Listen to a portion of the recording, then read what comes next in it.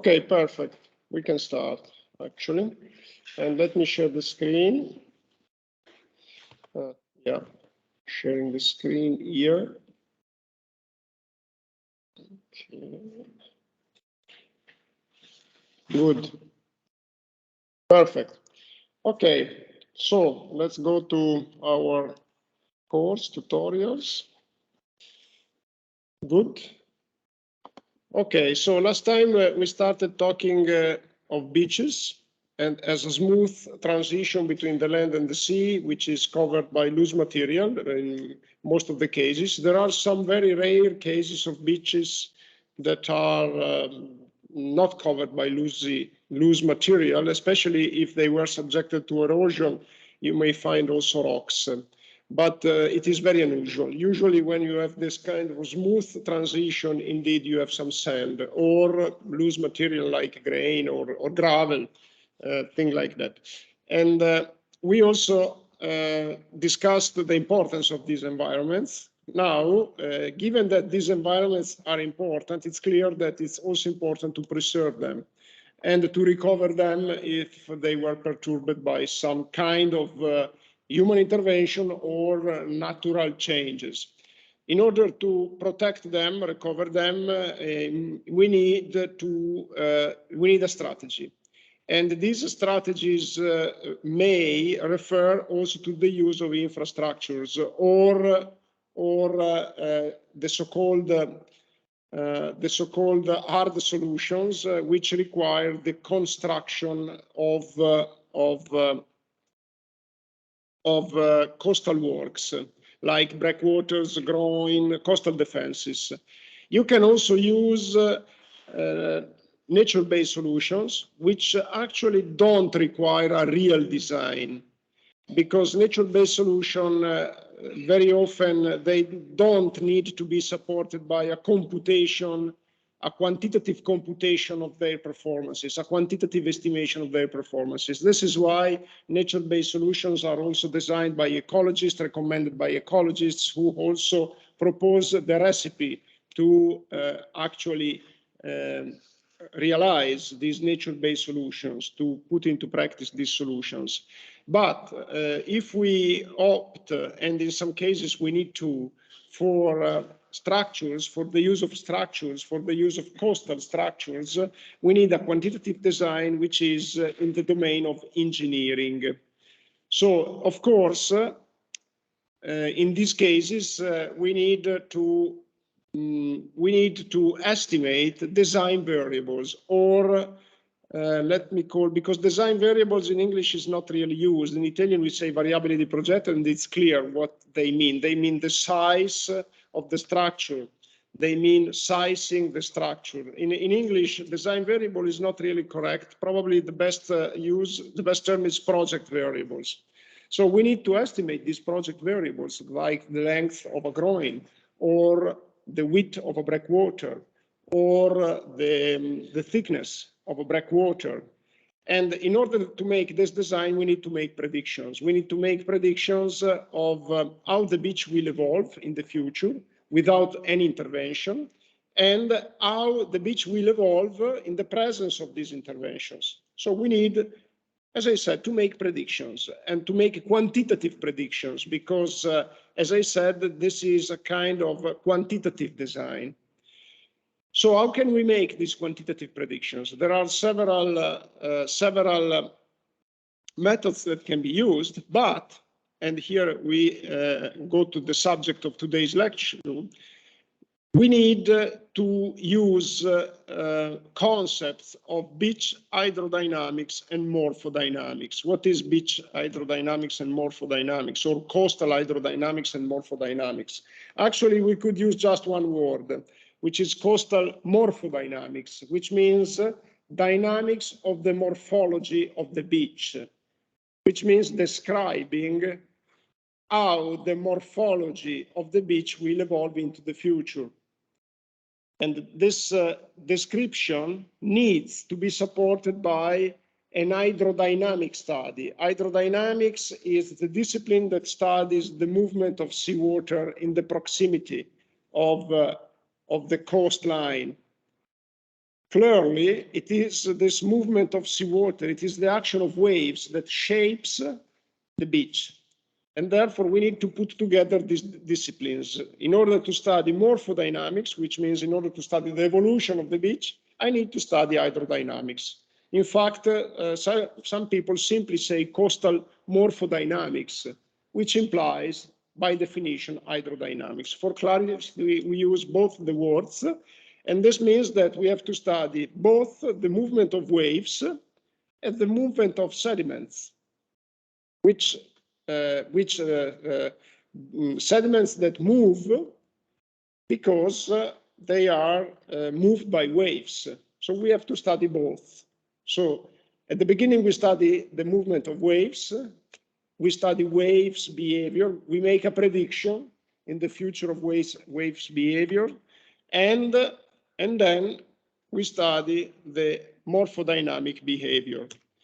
So as I said, we have several strategies that we can follow. And basically, we can identify two main categories, the empirical approaches and the so-called physically based approaches or modeling approaches. Actually, we could use the word model, the term model, for any kind of approach that we use, because model means a mathematical relationship. When we say a model, in our context, we mean the use of a mathematical relationship. And so this mathematical relationship may be analytical or physically based. Actually, usually when we say, empirical or physically based, this mathematical relationship, usually when we say, by the way, a model, we imply that it's not empirical. It's something that is based on the concept of physics.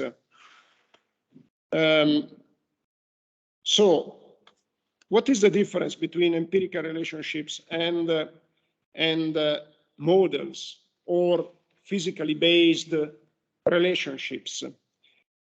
Let's start from physically based. Physically based means that the relationship, the equation that we use to make this prediction of the future, is based on the concept of physics. Why physics? Because it's a movement of fluid and bodies, sediments, bodies. And this is the domain of physics, to study how bodies move, how also fluids move. This is the domain of physics. If we want to study water quality, is another domain, is chemistry. But the movement, it's the domain of physics. So we try to understand how water and sediment move, and basing on physical relationship, physical laws, we describe mathematically this movement. This is a model.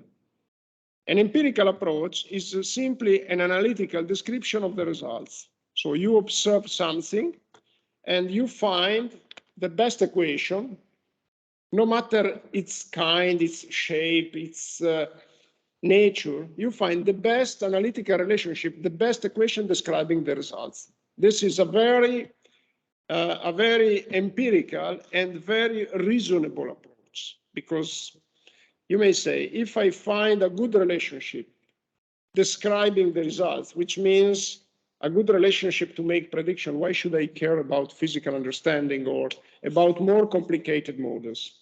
So you have these two solutions available. And actually in coastal engineering, empirical approaches are much applied, much. Why?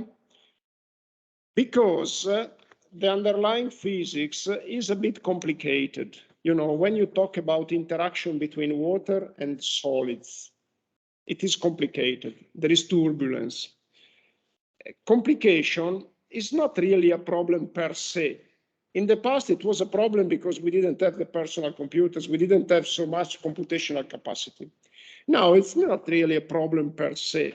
The problem of complexity is uncertainty. So in some cases, the uncertainty of a physical model may be, sorry, I forgot to turn the uncertainty may be higher than the uncertainty of our empirical relationship. So this is why in coastal engineering, you see a lot of empirical relationship. In general, when you deal with sediment transport in rivers, in lakes, we use a lot of empirical relationships. But it really depends on uncertainty. So the choice between empirical approach and physically based approach depends on uncertainty. So you should be able to try to understand what is the most reliable. And if you are in doubt, you can apply both and then decide what is the result that is more conservative, more advisable from the point of view of the engineer. And this is why it's important that you have several solutions available in your background, in your skills. It's important that you are able to apply different solutions, understanding their limitation, their advantages. This is really something that is an added value for your CV. Okay, so I think that you have had several examples of empirical approaches that can be used in coastal engineering. And if not, you will have during this academic year, during this year of your studies. Now, let me focus, because I think it is very interesting, on a physically based approach to describe the evolution of beaches. So, I assume that you have already a good knowledge of hydrodynamics of waves, and in particular with terminology, but let me open this figure. So you know that the behavior of waves are described by the wave frequency, the wave period, and the wavelength, the wave height, the wave amplitude. And I think that you are already familiar with terms like wave crest, wave through. And I just want to point your attention to this terminology, because if you are not very familiar, for instance, with the difference between a wave height and the wave amplitude, one is half of the other. And it's important that you get familiar, but I think you have already a good familiarity with these terms. So I just skip this part of refreshing the terminology. I just want to say, because it's interesting to take it into account, it may look obvious, but if you don't have waves, you don't have sediment transport, you don't have beach evolution. And or let's say you don't have beach erosion, okay? So erosion is operated by the sea waves, and again, if you have no waves, you don't have erosion. The waves form for the action, the friction of wind over the sea surface, their behavior, in particular period, frequency, and wave amplitude, depend on how wind blows. So the speed of the wind depends on the extension of the surface of the sea that is exposed to the wind. It's called fetch, and depend also on the interaction between the waves and the sea bottom. So it's this means that waves are a seasonal behavior, and therefore have seasonal behavior, and therefore also the erosion by waves is affected by seasonality. So we know that during the winter is more likely to observe storms, and therefore during the winter, we understand, it's more likely that beaches are subjected to erosion. And so it's clear that during summer and during winter, the beaches have a different morphology. So there is a long-term evolution and a short-term evolution. And in general, models and the relationships for describing these processes at different time scale, they differ from each other. So it's very important when you make a prediction that you look at the scales, spatial scale and temporal scale.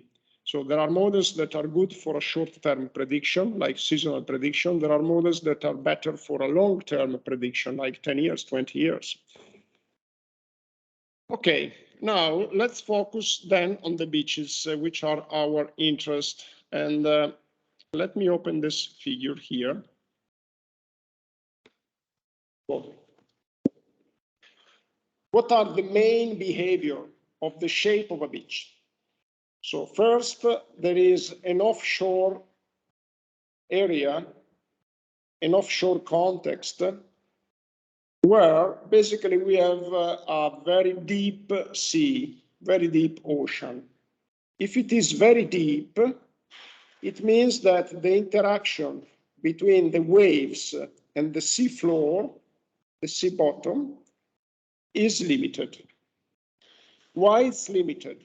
Because, first of all, keep in mind, you already know that waves are given by a flow transfer of energy, not mass, in open oceans. The situation changes when they break. We will discuss this later. But in open oceans, the wave is a transfer of energy. And if you look at a single fluid particle, they go up and down, but they don't travel. Okay, it's the form that travels. So we should say that waves can be described by a traveling of forms, but not water, doesn't travel. It goes up and down. But on the other hand, we know, and look at the circles here in this figure, that the single fluid particle, while they move up and down, they also move a little bit back and forth. So they describe an orbit. This orbit, basically, is larger in the proximity of the surface, and then it vanishes, this orbit, as you go deep. So it means that if you have a significant depth, there is absolutely no interaction, no friction of fluid particles on the sea floor. Okay, this is offshore. Okay, and when we get closer to the coastline, of course, the depth decreases. And then we get into a zone that is called the lower shore phase. In the lower shore phase, we can start seeing a bit of interaction between the waves and the seafloor, but usually it's very limited. So what is the consequence of that? The consequence is that the movement of sediment, usually it doesn't occur offshore. And it's very limited, very, very limited, even within the lower shore phase. And again, the movement is limited because there is a little interaction between the movement of the fluid and the seafloor. So if you go there, close to the seafloor, offshore, you don't feel like the water is moving, okay? If you go in the lower shore phase, you start feeling some movement. Even if you are close to the sea bottom, to the sea floor, you start feeling some movement. But still, the movement of sediment is very limited. And this is one thing that you have to fix in mind. When we think about erosion, it doesn't occur that the eroded material is transported on the other side of the ocean. It doesn't occur that. Okay, it remains close to the coastline, because there is no energy outside to bring the sediments away. Good. Now, once that we get closer and closer, and the depth of the ocean decreases, there are two phenomena that start to occur. The first one is shoaling, and you know what shoaling is. It's represented here. It's the fact that the waves become higher and higher. And this is due to conservation of energy. And because if you make it's not something that I need to discuss with you. You already discussed this. But if you apply conservation of energy and you see that the sea bottom is decreasing, then the waves become higher and higher. And there is also another thing. They start to be inclined, leaning forward, the waves, because this interaction between the fluid particles and the seafloor basically causes a slowing down of the velocity of water in the vicinity of the seafloor. And therefore, the wave tends to travel faster close to the surface than close to the bottom. And therefore, they become steeper and steeper for shoaling and leaning and leaning more and more forward for the effect of friction. And at a certain point, they break because they become very high, very steep. And this tendency to lean forward then causes the wave breaking. Okay, this is one thing. Let's go back to our figure. So when they break, and typically this happens, as I said, when the depth of the ocean decreases, you get into the so-called surf zone. And this area where you have the surf zone, wild surf zone, why? Because for the obvious reason that the surfer, they like very much riding over the waves breaking. And this is also called the upper shore phase. In the upper shore phase, there is a significant movement of sediments. Why? Because when the waves break, they transform their nature from a transfer of energy, from a mere transfer of energy to a transfer of mass.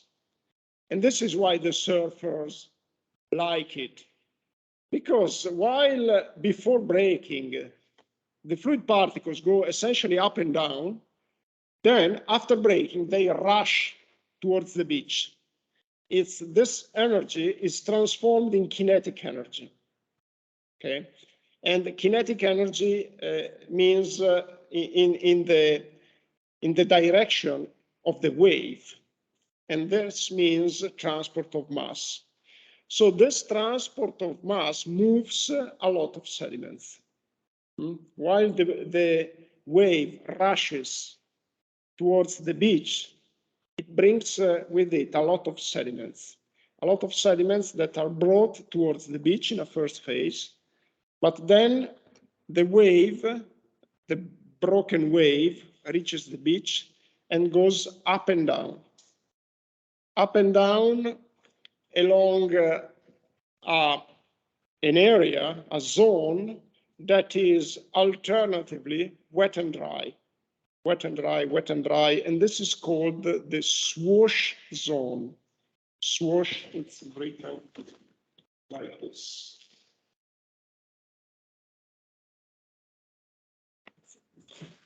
Swash zone. So basically you have this beach with the waves. So if this is the average coastline, this is average, then you have the waves that go up and down. And there is this kind of movement. Close to the bottom, you have the water that is traveling seaward, and close to the surface, you have the water traveling landward. Okay, and let's suppose that the breaking is here. Okay, this is the breaker line.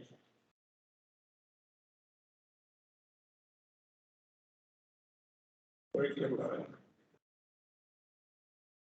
So the breaker line is the position of the wave crest where you have the dominant breaking of the waves. Now, what happens here? What happens is that in this area here, you have the mobilization of sediments that follow the same route of the fluid particles, and the sediments go up and down, up and down. And of course, there is an equilibrium that is established between the sediments that are brought towards the land and the sediments that are brought backward. What happens here is that at the breaker line, you have the formation of an accumulation of sediments here. It is exaggerated, okay, but this is an accumulation of sediments because these sediments that are coming back, when they arrive here, they encounter the incoming wave and they are stopped by the turbulence. They are trapped here, and this is called the bar. This is typical. If you go now, after a windy day in the beach here in the Adriatic Sea, and you get into the sea, this is a very gentle sloping sea, as you know. You can walk for 100 meters and still the water is at your knees. But when you walk into the water, you clearly perceive that there is a kind of a step where the waves break. It's clear. It's clear. And you feel it. It's like a kind of a step. And this is the bar. The position is changing. It changes also along the day. I mean, after one day of very calm sea, the bar is vanished. But if you go there, when there is a windy day, you will see that there is an average position of the breaker line. And at that position, you feel this bar. You may feel also a series of bars because, depending on the height of the waves, the breaker line moves back and forth. And it may take some time to remove these bars. And therefore, you may feel several of them. Now, same thing here. At the end of the swash zone, here, you have the position of sediments. So you get another form growing up here. And this is called the berm.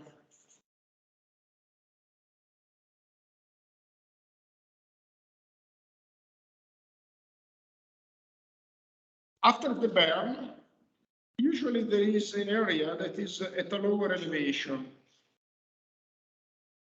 such that here you can get some water.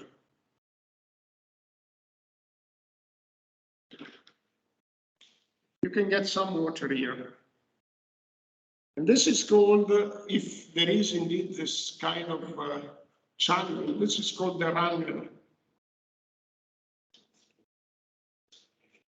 Of course, you can see these shades better in a non-commercial beach, because where the beach is treated every day for the benefit of tourists, you don't see these forms, because every day they just make the beach completely flat. They remove also the rubbish, they remove all the forms that are made by children, and they also remove these forms up to the berm. So it's not easy to see a berm. But if you go in these beaches here, but if you go during the winter, you see it. And also, if you go on a beach that is not maintained, I have some figures here, you can see these forms. So yeah, it's just on the right here, but you can see the berm here. And the berm, you see, this is the swash zone, clearly recognized. And here you see this kind of elevation. And you can see also some material with a larger size here. And clearly, it's the effect of the deposition of the berm, because the material with the larger size is the material that gets over the bottom of the flow more rapidly. So clearly the finer material is transported back into the sea, but the grain, the larger grains and the small boulders, they remain there. Yeah. I think it is taken for sure by Wikimedia. So let me check. The group of Salerno, yeah. Yeah, great. you are from there. Okay, you see that it's from Wikimedia because they are public domain pictures. So your city is, so the city, what is? That's exactly my city. And what is the city, Salerno? No. What? What is the name of this town here, city? That's Marina di Arechi. Okay. Pointing. Then if you move on the, yes, on the left of the photo, you have the Amalfitano. Ah, okay. This is the Amalfitano. That's the Amalfitano. That's the Monti Lattari. Yeah. And then behind it, if you're lucky enough, you can see the Vesuvius. Yeah, indeed, there is the caption here, but I didn't notice that because usually I take the figures by Wikimedia because they are public domain, and it is just by chance because this one is from abroad. Yeah, you see, Praia da Quinta da Lago, it's in Algarve, and but this will be we will show this later. Oh, great! This is nice that you recognized it. I was saying the berm is extremely important for beach protection because for the very reason that it's formed by cobbles of larger size, it is a protection. So the berm is considered indeed a protection. And in fact, we will see that some strategies for beach recovery are based on the reinforcement of the berm. Okay, so now after the runner, and at the end of the beach, you find a higher elevation. Again, this is exaggerated, but it is a higher elevation that is formed by the sediments that are transported by the extreme storms. And this marks, this higher elevation is called the dune and marks the end of the beach. Again, it represents the extreme point reached by water during the more extreme, typically winter in our climate, storms. Now, why it marks the end of the beach? Because the dune is so elevated, not many meters actually, it may be 5-6 meters, but it's tall enough to accumulate fresh water, which means vegetation. So let's go to the figure that I showed here. You see some vegetation over this dune. You see the height of the dune is not really, I mean, it will be here some 10 meters at most, but you see vegetation starting from here and then up here. And you see that the kind of vegetation changes rapidly. It's more evolved on the top because it changes the amount of water available, fresh water. When you have vegetation, you have fresh water. And it also depends on the tolerance that the vegetation has to the salt, because this vegetation is exposed to the spray. During the storms, the vegetation gets some water that is in the form of spray from the breaking of the extreme waves.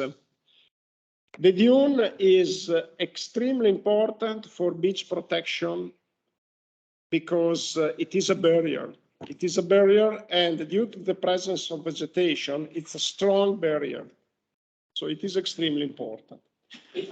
Keep in mind that, once again, when you have vegetation, there is fresh water. And I was impressed once. I went to Cefalonia in a beach. It was a beach made by cobbles, and there was a olive tree. It was like 2 meters from the coastline. And it was really impressive. But this means that that tree could put the roots into some vein of fresh water coming from the hill slope, because it was quite steep, just a little bit inside. It was quite steep. So it's clear that there was a vein of fresh water that was reaching the sea, and then this tree grew up precisely in that place. So it is, as I said, the dune is extremely important, and also understanding these mechanisms that regulate the interaction between the salt water, the fresh water, vegetation, and morphology. It's extremely important. Vegetation, keep in mind that it's a very strong protection. And indeed, it's the natural protection of the land. And if you go beyond the dune, usually you start finding trees, because the dune is a barrier. There is no salt water behind the dune, no spray, and it is the extreme point reached by water. So behind the dune, usually there are trees. You can find woods, like if you go on the Adriatic Sea at close to Cervia, Pinarella di Cervia. It's called Pinarella because there is a wood of trees, of pine trees, close to the sea, just behind the dune. There is still the dune there, and just behind there are these trees. And now, when the beaches are used for commercial purpose, usually these forms, as I said, are removed, and very often also the dune is removed. And this is a kind of impact that is very massive, because when you remove the dune, usually you have to put other protections in place, because otherwise the vegetation becomes exposed behind the dune, etc. And just to give you an idea, there is a protection, a strategy, we discuss it, in the Adriatic Sea during the winter. Of course, they need to protect the beaches during the winter.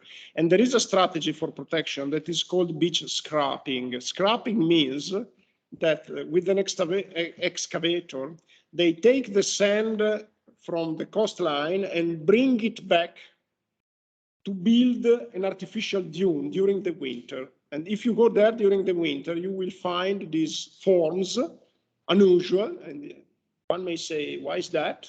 And because they took all the sand and brought it back in order to avoid that is eroded, that is transported along shore, and to rebuild the dune because it's a strong protection. Now, these mechanisms, you understand that describing them, it's complicated because there is interaction at least between hydrodynamics and morphodynamics. There is also interaction with vegetation. So these are complicated phenomena, but it is interesting to try to describe them. Before I move forward, I just want to tell you to point out this link, nomenclature of beaches. If you click here, there is an interesting dictionary. Okay, where you can find the terms that I introduced, like, for instance, berm, a distinct mound of sand or gravel running parallel to the shoreline that divides the foreshore zone from the backshore. I didn't use this term, but there is, they are defined here, backshore, and etc. So this is interesting, just to get your literacy improved. Maybe you don't need it, but I just wanted to point it out. Okay, and now, how to describe these processes? First of all, let's try to understand a little bit better how the sediment transport occurs, okay? And first, we need to say two important things. I'm skipping these parts because I already discussed them, and you already know the history of the orbits, et cetera, et cetera. So no need to focus on that. First of all, we need to learn that there are two types of sediment transport. And along-shore sediment transport and cross-shore sediment transport. Let me open the PowerPoint because I was using this lecture, but I think it's better to open the PowerPoint. Okay, let me see.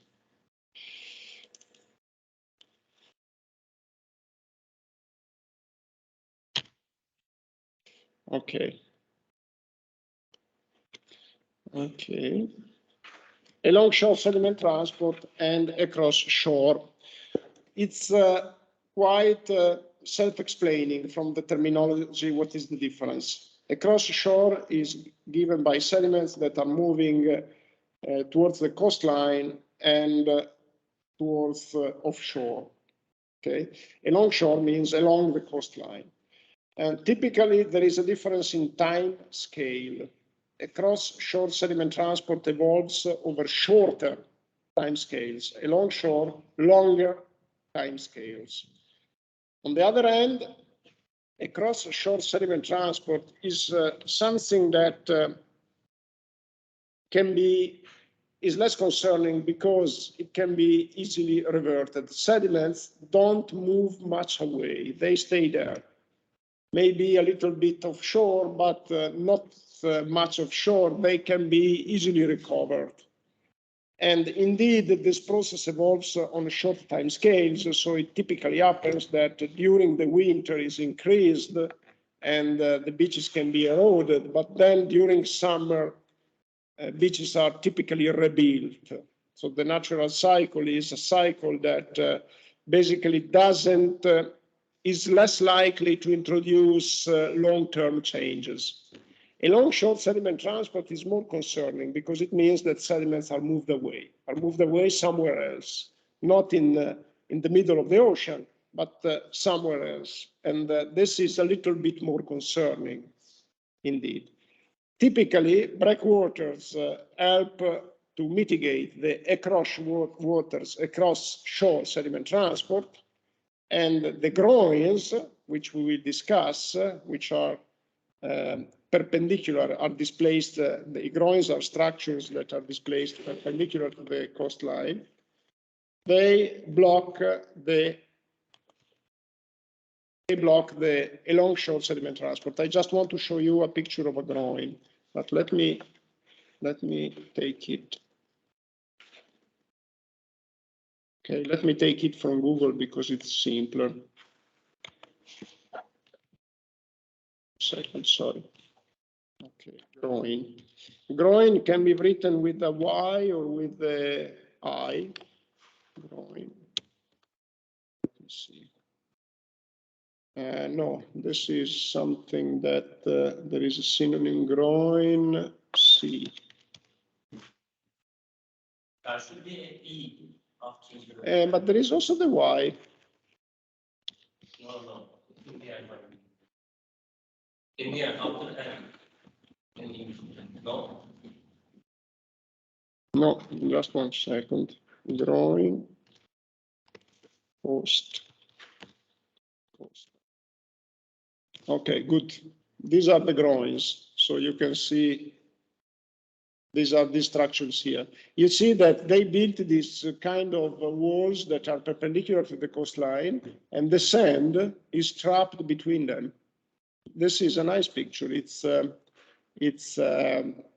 example of a successful intervention. It's not just a coincidence that you have the coastline located at the end of the groin. It's just what we want to obtain. Okay, and other pictures here. And this is interesting because you see, in your opinion, what is the dominant wave direction here? From the left to the right, or from the right to the left? The dominant direction is rightward, yes. Rightward means from the left to the right, correct? Yeah, because there is accumulation here and erosion here. And same here, you see. Accumulation here and erosion here. And this is another picture of a groin. Okay, so as I said, these structures are aimed to mitigate the along-shore sediment transport. And it is, as I said, it can be written also. It depends on the English, American or UK English. You see that we get different pictures, but the same structure. And you can also write it with the Y. In my lectures, you can find both. Okay. And this is also interesting. You see clearly. And the beach takes typically this shape, this half-moon shape. And it is something that it's interesting to observe because, of course, the fact that you have the erosion located downdrift and deposition located updrift, it means that the beach takes the shape of half moons in series. And also here you see it's in this case you have the dominant direction from the bottom to the upper part of the picture. And it is just try to get trained when you go to the seaside, recognize these forms. And it is particularly important because it is not easy to recognize the dominant direction of waves. And a strategy is to look at the shapes, at the current shapes. So if you have an area close by where people already made some intervention, like groins, breakwater, try to see how the beach evolved before the intervention and after the intervention. This helps you to make your prediction of what will happen after you put in place another intervention. And it is very useful because, as I said, the more the solution and the more the confirmation of your results and the lower the chance of making a mistake. And it is not easy because, understanding hydrodynamics for whatever water body, sea, rivers, lakes, it's not easy. And very often you don't have many observations. So it's a lucky situation when you have an observation of wind height, wave direction. Usually you have to gain your interpretation, and also there is not a unique wave direction. You have to guess the dominant one, depending on the time scale, depending on the season, depending on several things. So it is very convenient if you can elaborate your expectation. Okay. So along-shore sediment transport. This is what we focus on first. It is relatively easier to model because when we talk about along-shore sediment transport, it is easier to identify a dominant wave behavior, a dominant design wave, dominant direction. And because it's a long-term process, so it's governed by long-term climatic features, while across-shore sediment transport is governed by short time scales processes, which are more difficult to get an interpretation. And also we focus first on along-shore sediment transport because, as I said, it is a matter of concern in several places. And let me give you some examples, order of magnitude. So these are some longshore. You can say longshore or along shore. It is a synonym. Okay, so even in my lectures, you will find sometimes I use along shore, sometimes I use long shore. So here you can see a table which is taken by, I think it is taken by the Coastal Engineering Manual of the US Corps of Engineers. By the way, this manual, I click on the link. This manual is very useful. It's very empirical. It takes some time, but I think the link is still working. It is very empirical, but it gives a lot of information. It is a bit outdated. It was published, I think, in 1984, but it gives a lot of information. I took most of the information for this lecture from there, and it is a bit slow, but I think it is just by chance today. Let me see, because usually it works quite well. Okay, there are several chapters, and I think in particular this table was taken by the chapter, I don't know really. Anyway, this is taken from there, and this gives you an order of magnitude of some transport rates from US coasts. It gives also the predominant direction of transport and the date of record.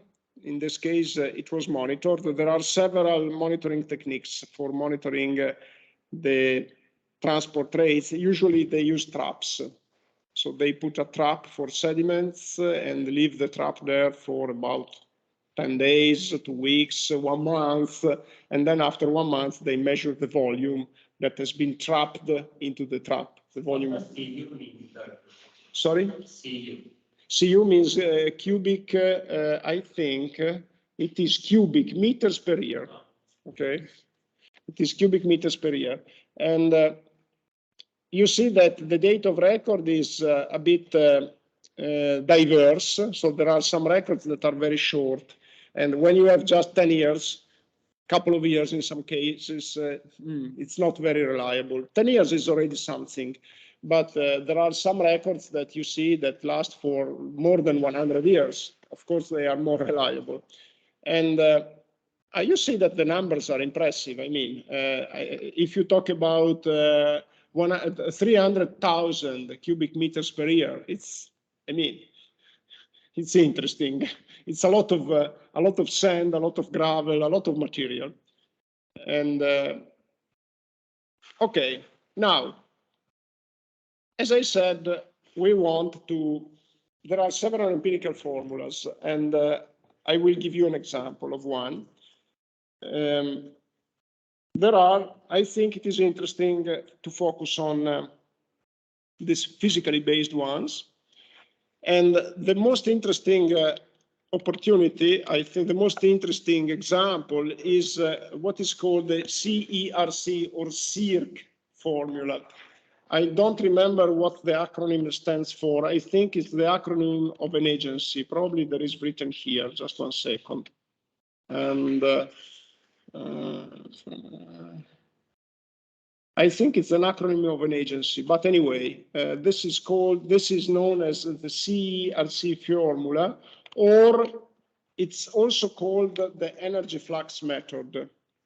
By the way, today I was looking for some updated references. When I prepared these lectures, I really struggled to find references for this formula, which was proposed. Coastal engineering is a young discipline. This formula was proposed about 40 years ago, so it's not very old. And so I looked for more references, and I found a link, which I found interesting. I put the link here.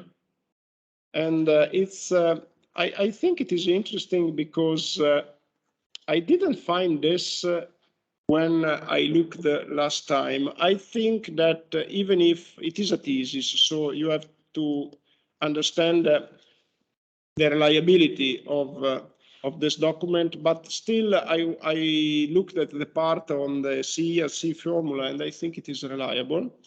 And it is a thesis, I think it is 20 years old, but I think it went into the public domain just a few years ago, because I am quite sure that 2 years ago it was not there. And it provides treatment of a description of the CERC formula, which I think it is more detailed of what I'm proposing to you, and I think it is interesting. And also it proposes a modification. Now I want to read what this modification is about, and maybe that I include the modification in the lectures, because this formula is very simple. This CERC formula is very simple, and I think that it's interesting for its simplicity. But on the other hand, we have to understand that there are limitations. And be careful when you use a model, no matter if it's an empirical formula, if it is a physically based model, you have to look for the limitations. How to look for the limitations? If it is an empirical formula, it means that it has been derived based on experiences. So it may be laboratory experiences, and then, if it's a lab experience, just beware that it's a lab experience. And maybe it's derived from field experiments, so much better. On the other hand, field experiments are very specific. So try to look for where these experiments have been made, and make sure that the location where the experiments have been made is similar to the location you are interested in. Because if it's completely dissimilar, the empirical formula, this is the limitation of the empirical formula. They are context specific. And if you use a physically based model, it's relatively easier. Look at the assumptions. And the assumptions clearly clarify what are the limitations of the model. You need to make assumptions because the natural phenomena is very complicated. So you need to simplify it. Otherwise, it's impossible to describe it in mathematical terms. You have to simplify your mathematical representation. And simplifying means making assumptions, like it's negligible, the effect of whatever. Well, if it is assumed that whatever is negligible, try to earn one expectation, your expectation. What does this mean in my case? So look at the assumptions, okay? And sometimes the assumptions are implicit. This makes sometimes the recognition of the assumption is not easy. And I will make an example to you here with this formula. So what is the assumption behind the CERC formula? The assumption is very simple. So the equation is based, the assumption is not stated in this slide, but it's stated in the lecture, in the document.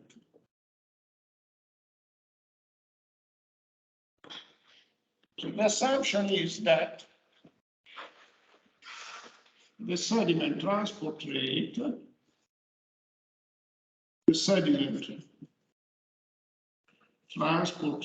we will see what this means, but of course it's you can understand what it means. The sediment transport rate, it means volume of sediments per unit time through a defined portion of beach is proportional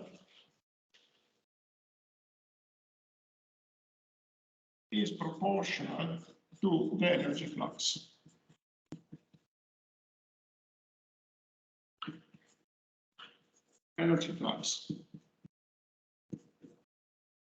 So waves carry energy, as we said. Prof, Yeah? can you move the camera? Yeah, sorry. Thanks.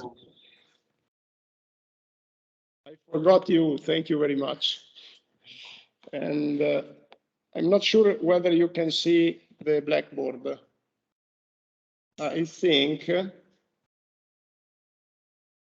now should be, it's in evidence, so you should see it better. Can you see it?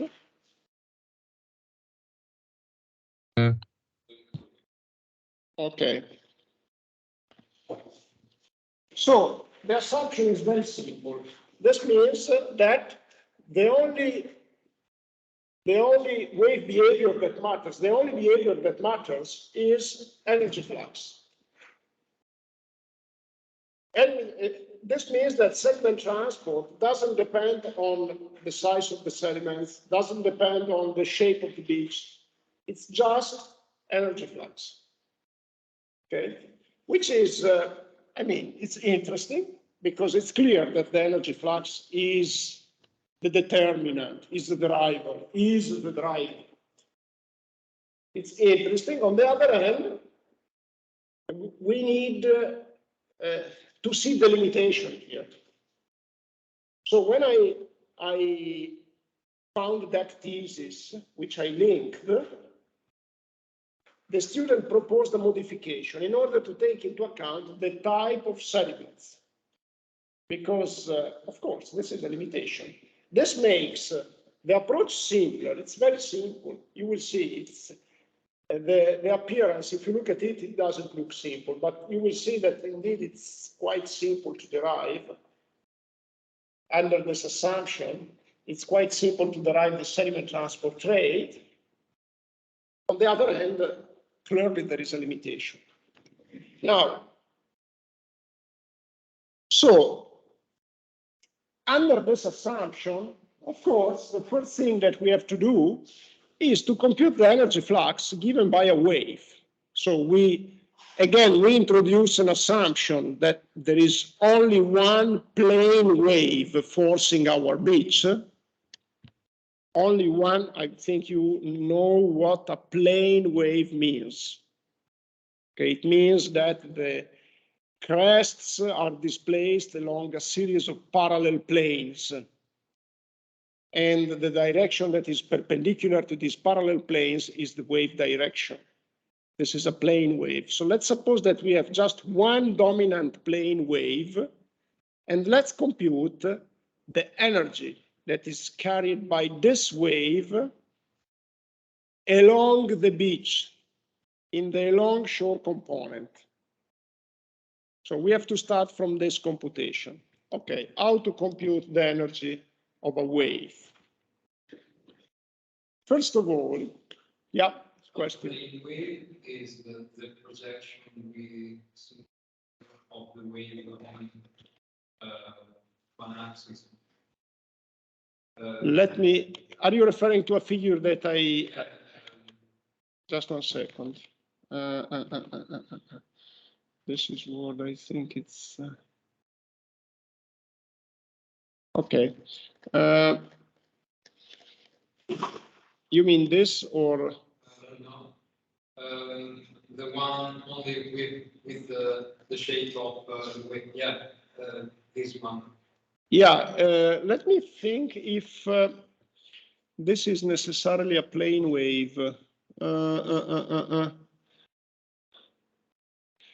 I don't think it is necessarily a plane wave because the plane wave, basically, it's, as I said, if you look at the wave crest, it moves and it moves along parallel planes, which means that the wave cannot, in a way, bend. Okay, and I think this is simply a section of a wave, and we cannot exclude from this section that if you move like in the depth of the screen, it remains the same type of cross section, the same geometry. And I don't think so. But in any case, if you want to, it is if you go for plane wave here in Wikipedia, I think there are some interesting pictures. Okay, so okay, maybe on the piano. This is in I'm not sure whether it is in Wikipedia, but here you can understand. You see the parallel waves, the parallel planes. This is a plane wave. Okay, and in order to give an example of a wave, actually, in the reality, you never find a wave like this. In the reality, you see curves. If you look at waves, like I'm not sure if I can find, or this one is clearly plane wave, you see. And this one is not a plane wave. You see the difference? These waves are not plane waves. These are plane waves. So let's focus on a plane wave. Actually, I think that given, as you will see, we are discretizing the beach in order to mitigate the limitation of our assumptions, we are discretizing the beaches in chunks. We take a finite differences approach, and we admit that in any segment of the beach, in any chunk, the wave may have a different direction. We admit that. So this means that if you look at the whole beach, you admit that the wave is not plane. But if you look inside the single chunks, we work under the assumption of plane wave. And this is a typical solution to work on finite differences, is the typical solution when you want to remove the limitation of the homogeneity assumption. Like if you make an assumption of homogeneity, which is homogeneity of the wave in this case, is not a good terminology, but it means that the wave doesn't change its direction. And you want to mitigate the limitation of this assumption. You refer to a small piece of beach, small piece of. Okay, let me just go back here.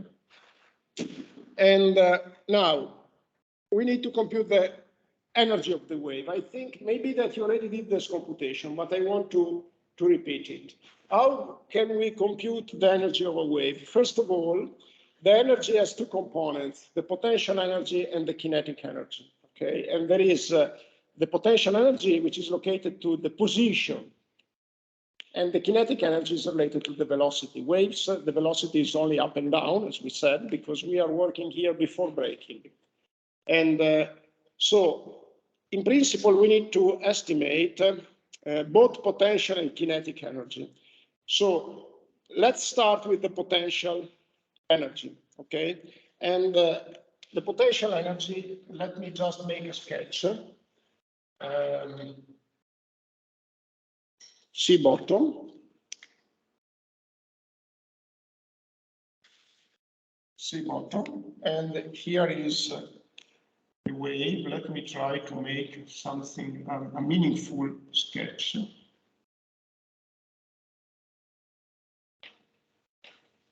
Okay, and this is a wave cycle.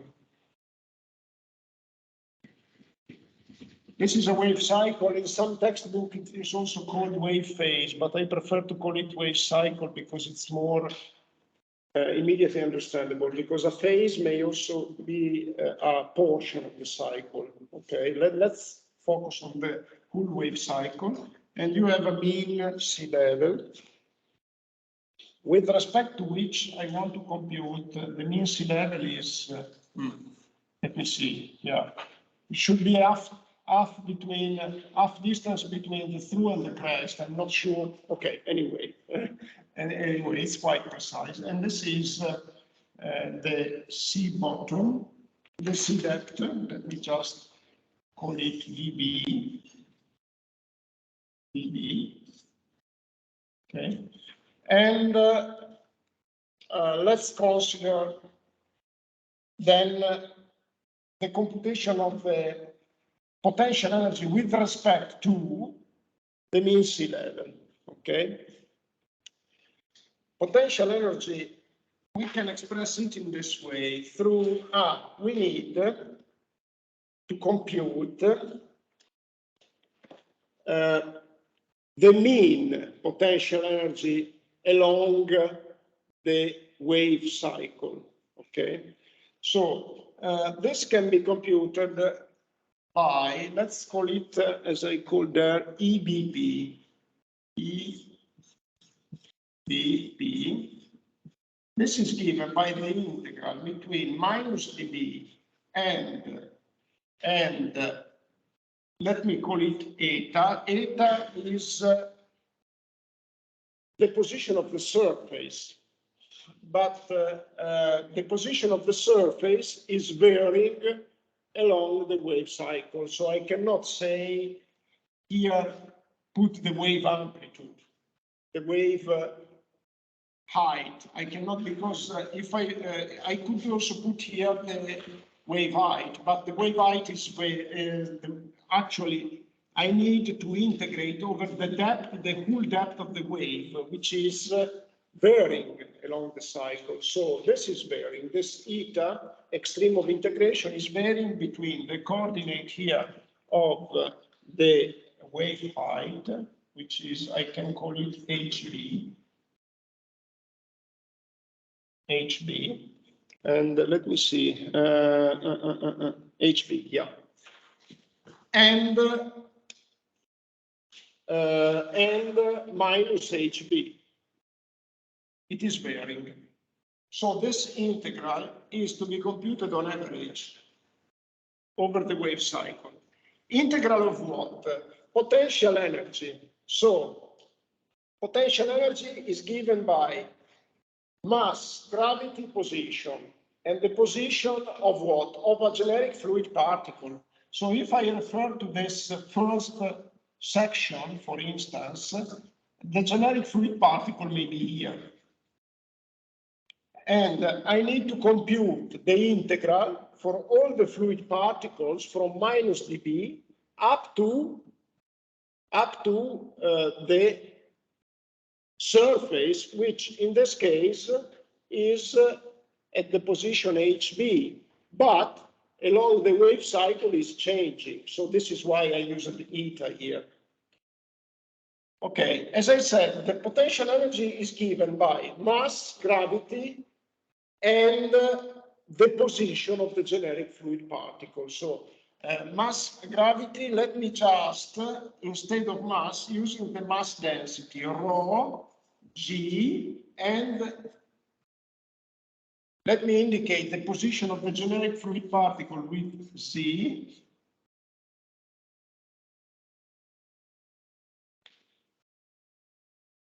In the z, because the integral is to be extended over the whole bunch of fluid particles here. This is the integral. But this integral, I have to compute the average of this integral. So if I move forward along the wave cycle, the position, the extreme of integration changes. So I have to compute the average of this. Okay. What is this? Because I didn't use mass, I used mass density. So you can recognize mass density, gravity, and position. We know that instead potential energy is mass, gravity, position. So if I used mass density, what I am obtaining? I am obtaining a quantity that is integrated over the vertical direction. So it is, if I use mass density, I start from something that is expected to be energy per unit volume. But I am multiplying for a quantity in the vertical direction. So what I am obtaining is an energy per unit area. And given that I integrated along the vertical, the area is an horizontal area. So this is potential energy per unit horizontal area that is covered by the wave, averaged over the wave cycle. This is what I am obtaining. And I don't care if it is potential energy per unit area, it's fine.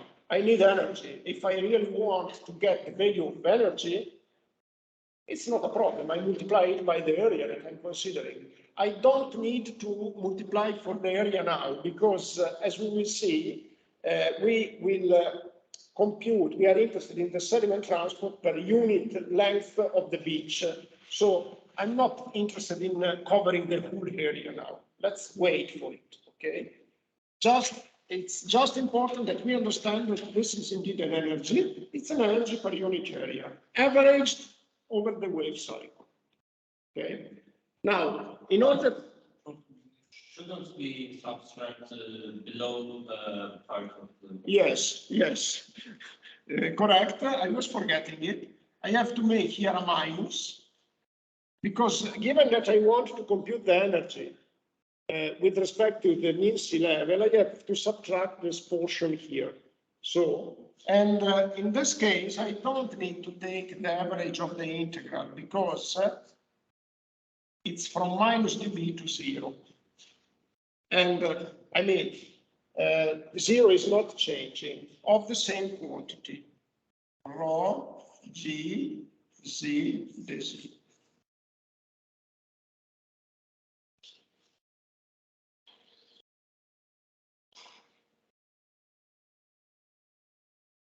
Now this becomes, and in fact you see what's written there is precisely the same thing.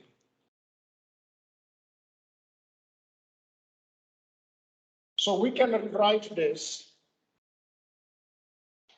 in this way, and let me go, I'm not sure, let me see if the top of the blackboard is visible. Yes, it's visible. It's not the best in terms of visibility, but it's visible. So I can rewrite, and let me use the black because the red is not clear. I can rewrite EBP as integral between 0 and eta average of rho G Z in this. Okay, because I can split this integral in two parts, one from minus dB to 0 and another one from 0 to eta, and then I subtract here below the part from minus dB to 0. And the part from minus dB to 0, as I said, it's I can remove the average sign. This is only potential energy. Be careful.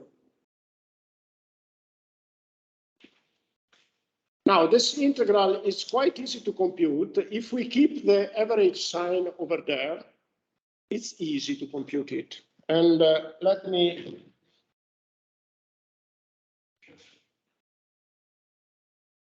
delete here.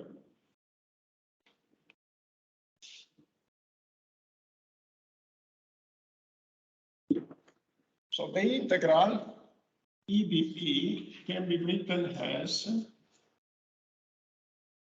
this is 1/2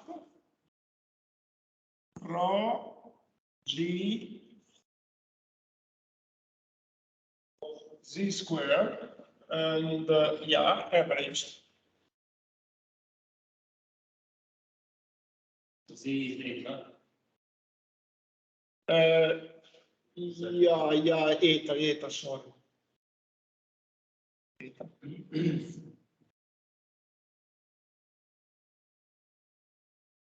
Because indeed I removed, it was the boundary here is eta. Okay. Okay. So along the eta is varying from 0 to HB, correct? So what is the value of this average? Try with an Excel spreadsheet, and it is precisely equivalent to, first of all, rho G are constant, so you can take them out of the average sign. So the average of 0.5, 1/2 eta square from eta varying from 0 to HB is 1/4 HB square. If you don't believe it, try with it in Excel, and you take a sine wave, a sinusoidal wave. It is very easy to try it, and then you compute this quantity here for eta varying along the wave from, actually, it's not varying from 0 to HB, it's varying from minus HB to HB. And then you find the amplitude we are defining from the minimum zero to the crest, or from minimum to the true. So HB should be from through the crest point. From through to crest, yeah. So So basically, it should be HB squared. Yeah. Sorry? So 1/4 of rho G amplitude. 1/4 rho G amplitude square. Wait, okay. Now I see how to define HB from the figure companies. Vice versa, that's what I'm asking. Yeah, Okay. I think if you talk in terms of amplitude, it's We define HB as a amplitude in the figure, but Yeah. we define amplitude as. yeah, I think if you look up there, Okay. you spotted the mismatch. I used the different symbols. Up there, I used A for height and HB for amplitude. Here I used HB for height. So I think that for consistency, we should use the symbols that I used there.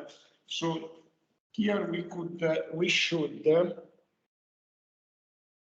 You understand that it's only a problem of symbols. It's not a problem of result. So I think I should have used here A,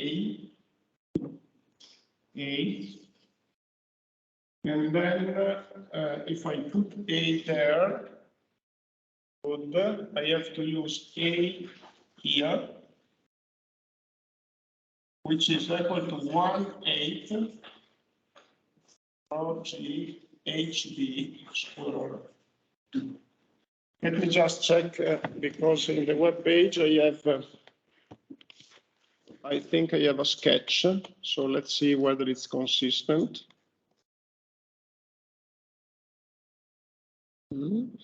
I think, let me see, there is a description, not a sketch. HB, let me just see here. Okay, HB and A are the wave height and amplitude respectively. Okay, height is the difference between the through and the crest. Amplitude is, you know, what is the amplitude is half the wave height. So by using this terminology, it should be written as it is in the blackboard now, not as it was before. Okay, which is also reported in the slide here. It's clear for everybody because I made this mismatch with the symbols. This is potential energy, okay? And now, Prof, Yeah, see? Can you show what you change in the graph on the left? Okay, because you don't see probably. Yeah, okay. Okay, it's visible now. Yeah, thanks. Yeah. Also, if instead of A, there, we put HP divided by 2, it is 1/16 of HP squared. Yeah, correct. 1/16, which is like, yeah, correct. Sorry. Another correction, sorry for, it's not 1/8 here, but it's 1/16. Everything is clear? Okay. Now, this is only potential energy. So what is the amount of kinetic energy? This is mean potential energy. In order to better understand the relationship, I think probably you already know that, but the relationship between kinetic energy and potential energy. Let me show you a figure on the screen.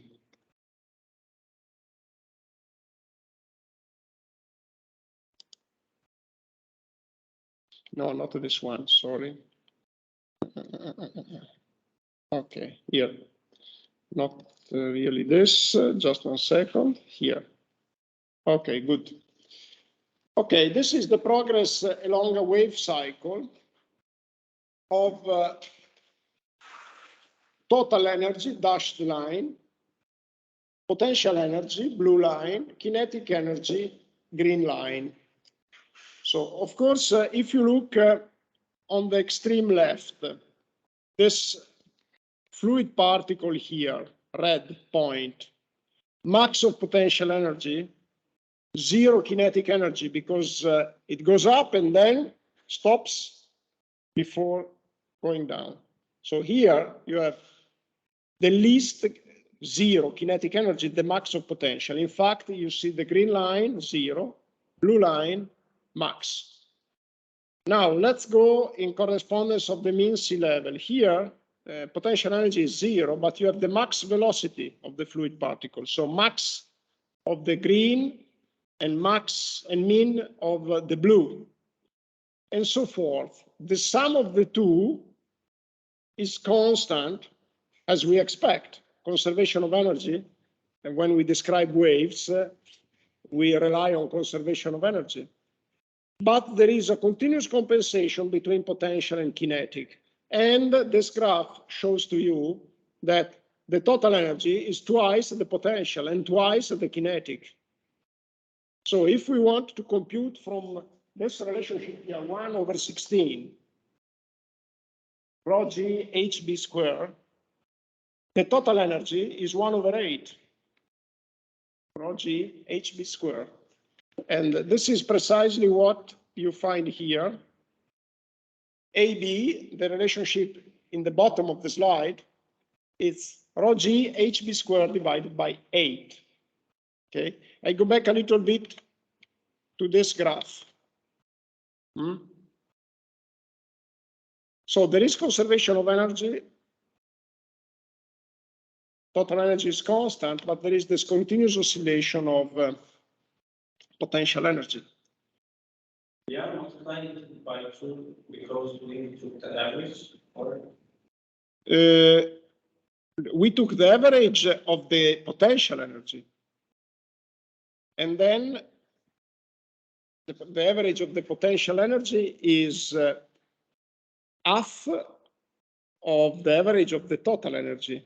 The total energy, you don't need to take the average, by the way, but I'm not sure if it is clear. But I mean, it's there. If you consider this particle here, this particle here has no kinetic energy and the max of potential energy. Perfect. But if I just refer to this section, you have just potential energy. And then, but if you move along the wave cycle and you focus only on the potential energy, then it's varying. It's varying. There is a minimum here, there is a minimum here, there is a max here again of potential energy. And you need to take the average because it is continuously varying. by the way, okay, this I need to make another consideration. I just wait a little bit. But your doubt suggests a simpler solution for computing the total energy of the wave. So your doubt, because I think your doubt is triggered by the fact that you don't understand, it's not clear to you what is the relationship between potential and kinetic energy. And so in order to find another way to compute the total energy, one could say, why should I take the average? Given that I learned now that here in this position, it's all potential energy, let me compute the whole potential energy here without taking the average. So it's much simpler. In fact, if you compute the potential energy here without taking the average, you come out with precisely with this result. Because you compute the integral without taking the average. And therefore, the integral becomes precisely 1/8. Why? Because this would be the result of the integral without taking the average would be precisely 1/2 rho g hb squared. And, or let's say, because it's not HB, because it's A, it's A. So 1/2 rho g A squared. And given that A is half of HB, if you substitute for 1/2 rho g A squared, half of HB, you get precisely 1/8. Okay, it's clear. I'm not sure if it was clear for everybody. So let me repeat it over here, over the blackboard. Let me repeat here with the same symbols. And what I think I need to do is to start back from here, remove the average, and here I need to put A.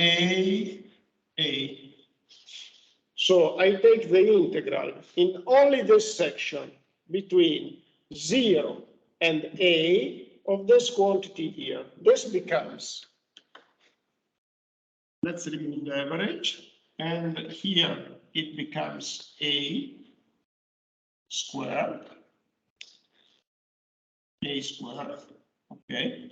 And this is equivalent to 1/2.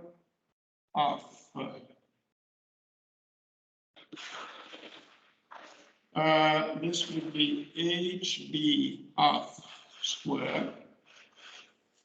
Okay, so for 1/8, and this becomes 1/8 rho g HB squared, which is precisely what you find here. Bottom equation. Without taking any average, because we just refer to this section here, and we compute the potential energy starting from the awareness that the kinetic energy here is 0. Okay. One consideration that I wanted to make, let me go back here. You may have one doubt, because if you look at this graph, the potential energy for the red point in the bottom at the level of the through is max. So you may say, why is that? Because the potential energy is related to the position, and this is the point with the lowest altitude and has the max potential energy. So how can we explain that?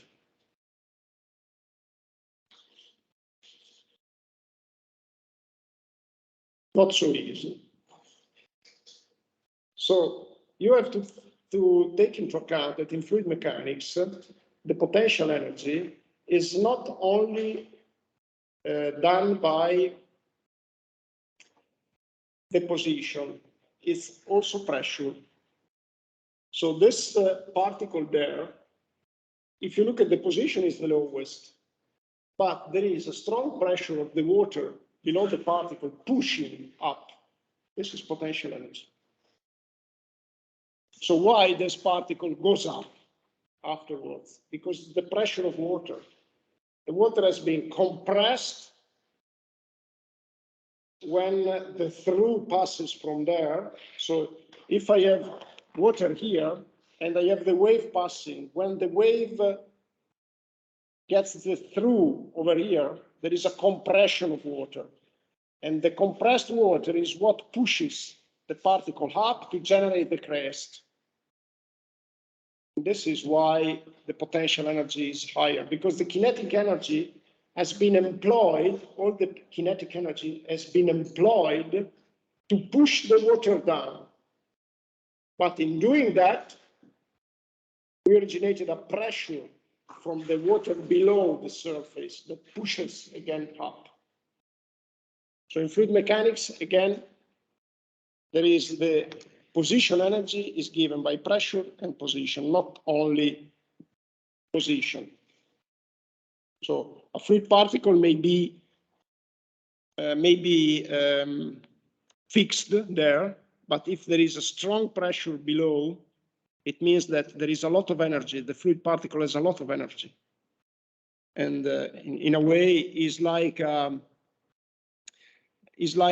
bottle of sparkling wine. Even if you lower down the bottle, the energy of the water inside, when you untap the bottle, the water comes up for the pressure. Okay. Okay. So we solved the problem of computing what? Total energy per unit area. Okay, or total energy of the wave per unit area. Now we assume that at the breaker line, energy is conserved. So this energy, which is it is conserved after the breaking. Okay. Now. Okay. Now, what happens if we compute this energy, EB? I called it EB, so look at the slide now. It is a bit faster. What happens if I take this energy and I multiply it by the velocity of the wave? Let's call this velocity, it is the group velocity, but in the case of a plane wave, is just the plane wave is traveling along a unique direction. It's the velocity of the wave. And we use the term group velocity when there are several waves that are interacting each other.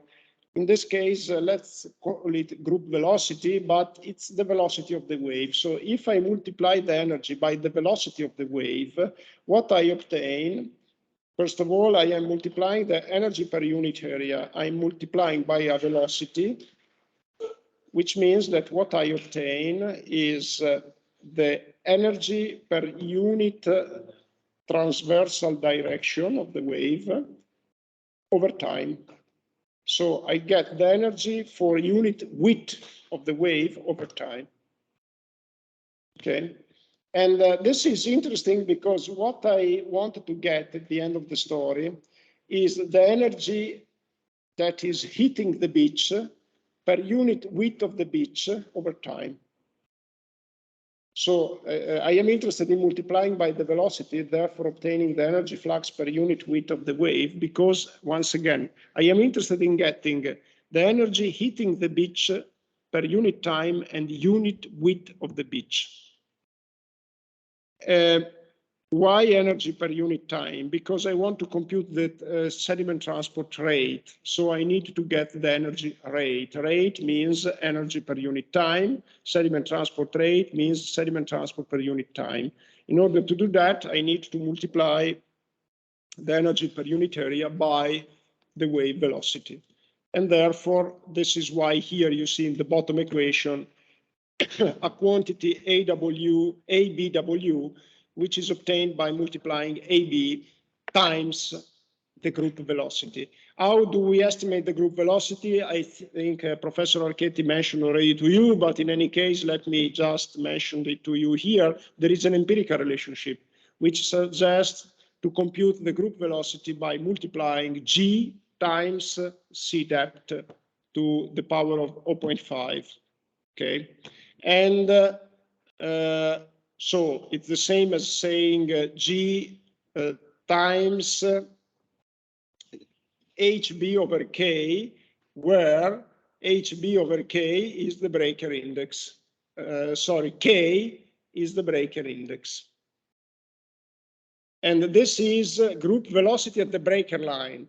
Okay, we are talking about the transition between energy transfer and mass transfer. We are interested in getting the energy that hits the beach, and therefore we have to pass through the breaker line. So the group velocity at the breaker line is given by this relationship. It's an empirical relationship, and it's conserved through the breaking the energy. Now, it's very simple to define, and then we make a break. Not very simple. There is here the basic assumption that comes into play. The CRC formula simply equates the sediment transport rate to the energy rate. There is a simple equation, a simple correspondence. It's assumed. So PL, what is PL here? It's the sediment transport rate, which is equated to the energy transport rate. Let's forget the sin and cos that you see afterwards. We will discuss them soon. But the basic assumption is that the sediment transport rate is equivalent to the energy flux rate. Energy flux. Flux means rate, so energy flux.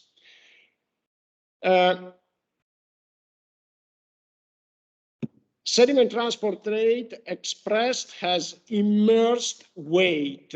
If you want to establish a correspondence between the sediment transport and the energy, we have to establish that correspondence with the weight of the sediments, not the volume, because energy is related to weight, not to volume. So it's the immersed weight of sediments per unit time. And weight means immersed weight, because when the sediment is mobilized, is immersed. And therefore, the weight of the sediment is not the total weight. You know that a body that is immersed in weight, there is the Archimedean pressure that makes the body lighter. Okay, so it's the immersed weight of sediments. And then you can establish this correspondence. On the other hand, why I am multiplying by sin and cos? Okay, so first, the energy flux is expressed per unit width of the wave. What I want to obtain is the sediment rate per unit width of the beach. And therefore, I have to multiply it by the sin of an angle, which is the angle between the wave crest and the beach, or better, the cos of the angle, the cos. So if the angle of the wave crest and the beach is 0, which means that the wave direction is orthogonal to the beach.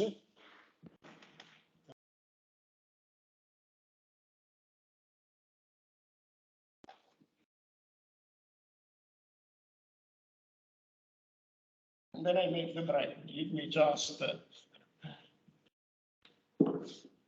So let's suppose that this is the beach, the coastline. And this is the wave crest.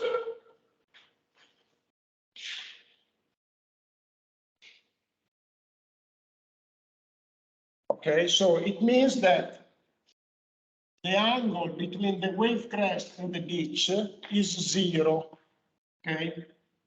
Because the wave crest is parallel to the beach. So they are parallel, the angle is 0, okay?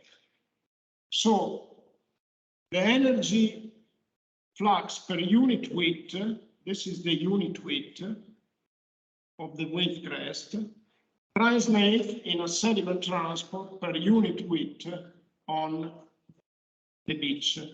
So unit width of beach. And therefore, I have to multiply by the cos. So PL is equal to HBB cos alpha B. Angle 0, alpha B 0, cosine is 1. Perfect. But then I have to get the long-short component. And this is why here I put the sin. A long-short component in this situation is 0. Therefore, the sin of 0 is 0. Perfect. On the other hand, if I have the wave crest perpendicular to the beach, the cos would be 0. So perpendicular to the beach means cos equal 0. So the wave crest perpendicular to the beach, it means that there is no energy hitting the beach. So again, PL would be 0. What is the worst situation? Is you can easily try. The worst situation is 45 degrees. By the way, if you make a simple trigonometric transformation, you can prove that PL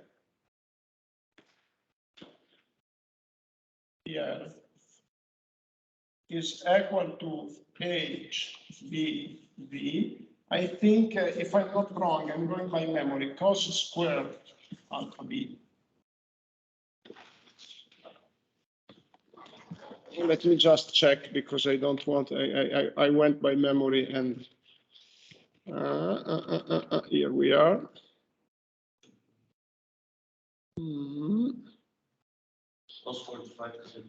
Sin square, I think. Let me see. Yeah, because cos 45 is equal to 3.5 if we are talking about the first degrees. I think it's sin square.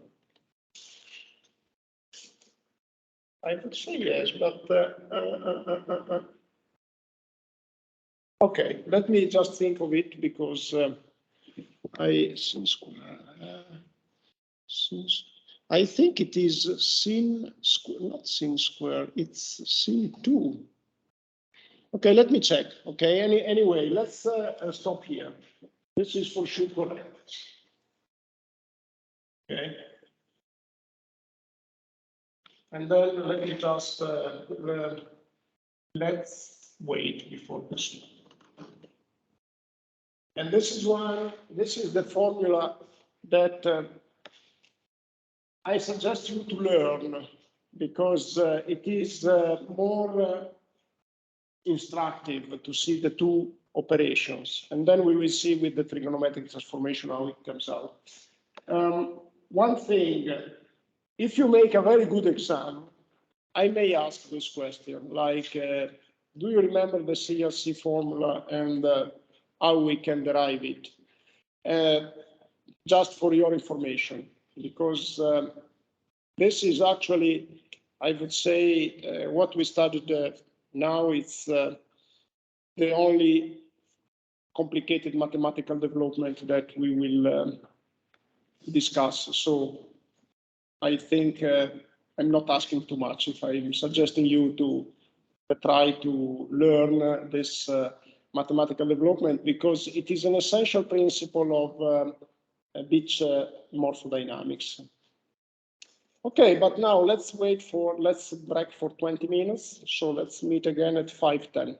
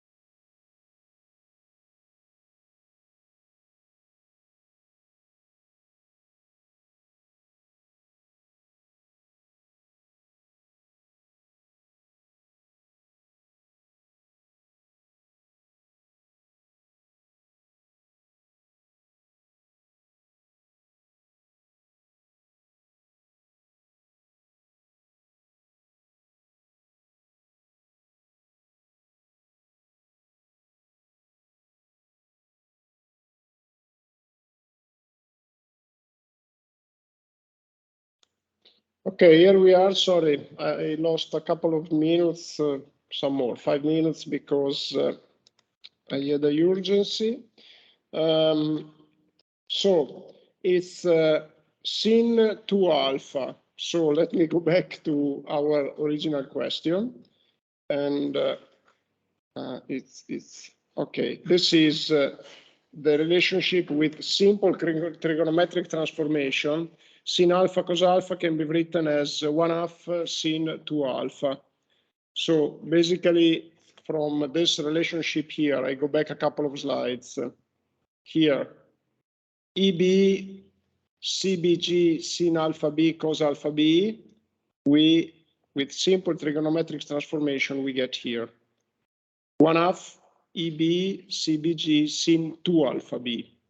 Okay, and now this is what we computed so far is the transport rate in terms of weight, immersed weight. If we want to obtain the transport rate in volumetric terms, we have to introduce two considerations. First, we introduce an empirical coefficient, and the empirical coefficient is not related to the transformation from weight to volume. It's related to the fact that we assumed that the transport rate is given by the energy flux, the energy rate. And actually, the energy rate, equating the transport rate to the energy rate, it's leads to a possible overestimation of the transport rate, because there is not all the energy is converted into weight, transported weight of sediments. And therefore, we introduce a reduction coefficient, K, in order to obtain an actual weight transport rate.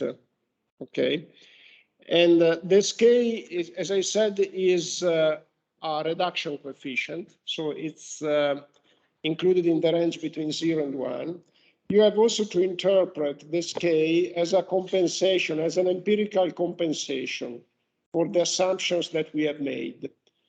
And what is the value of K? First, you may also wonder why it is necessarily lower than 1, because clearly it's reasonable to say that not all the energy is transformed into transported weight. On the other hand, there is to say that the assumptions that we introduced not necessarily lead to overestimation. Maybe that in some cases you have you may have an underestimation, an assumption leading to underestimation in some contexts. Now, here it comes to the empirical part of it. Basically, experiments have been made. A first sequence of experiments made like 40 years ago brought to, in a specific context, to understand that the K value was around 0.4. And then a more extended set of experiments was carried out in a more extended number of beaches, and it seems that they converge to a value of 0.7. So this is the value that the literature currently suggests for the reduction coefficient K. So you can see that indeed the CRC formula leads to overestimation if you don't introduce the reduction coefficient K, and the suggested value is 0.7. And you may find more details if you look at the reference that I linked. You find more details on that, explaining the type of experiments that have been made, etc. So, but in any case, just keep in mind a value of 0.7, as you see in the bottom of the slide. Now, if we want to pass from the weight to the transport rate in terms of weight, to the transport rate in terms of volume. So if we want to pass from weight to volume, we have to introduce a transformation which is based on the value of the specific weight of the sediments, rho s. You see here the third equation. Rho s is the specific weight of the sediments. Rho is the weight of the salt water, which is about 1024 kilograms per cubic meter. And N is the porosity. It's clear that if you want to pass from weight to volume for a bulk of sediments, you need to know the porosity, which is the volume of the void divided by the total volume of the bulk of sediments. So you need the porosity. Of course, the higher the porosity, the lower the weight of the sediment for the same volume. And you need to know the specific weight of the grains. So rho s here is the specific weight of the grains. So basically, if you write the relationship in this way,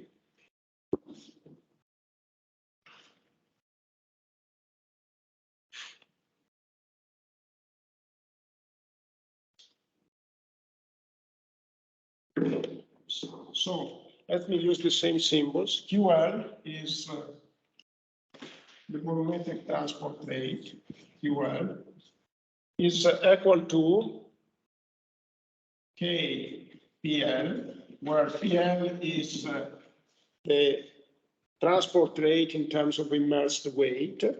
And then we divide by ρS minus rho, which is the immersed mass density times G, times G times 1 minus porosity,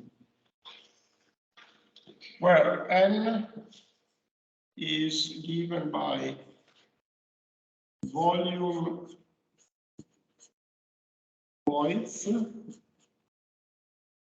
divided by the total volume of the whole bulk of sediments. And let me check if the camera is directed towards the blackboard. Yes, but let me put, okay, it's already in evidence. Very good.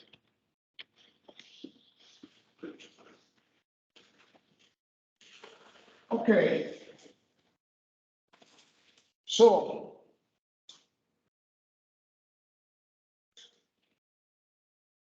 keep in mind that in order to understand this formula, the specific weight of the sediments, rho s, is equal to gamma s, is equal to rho s times G. So here, the multiplier, rho s times G, is the specific weight of the sediments. So if you divide the transport rate in terms of weight divided by the specific weight, you obtain the volume. But of course, you have to pass through the porosity. So you have to subtract, in practice, you have to subtract the volume of the voids.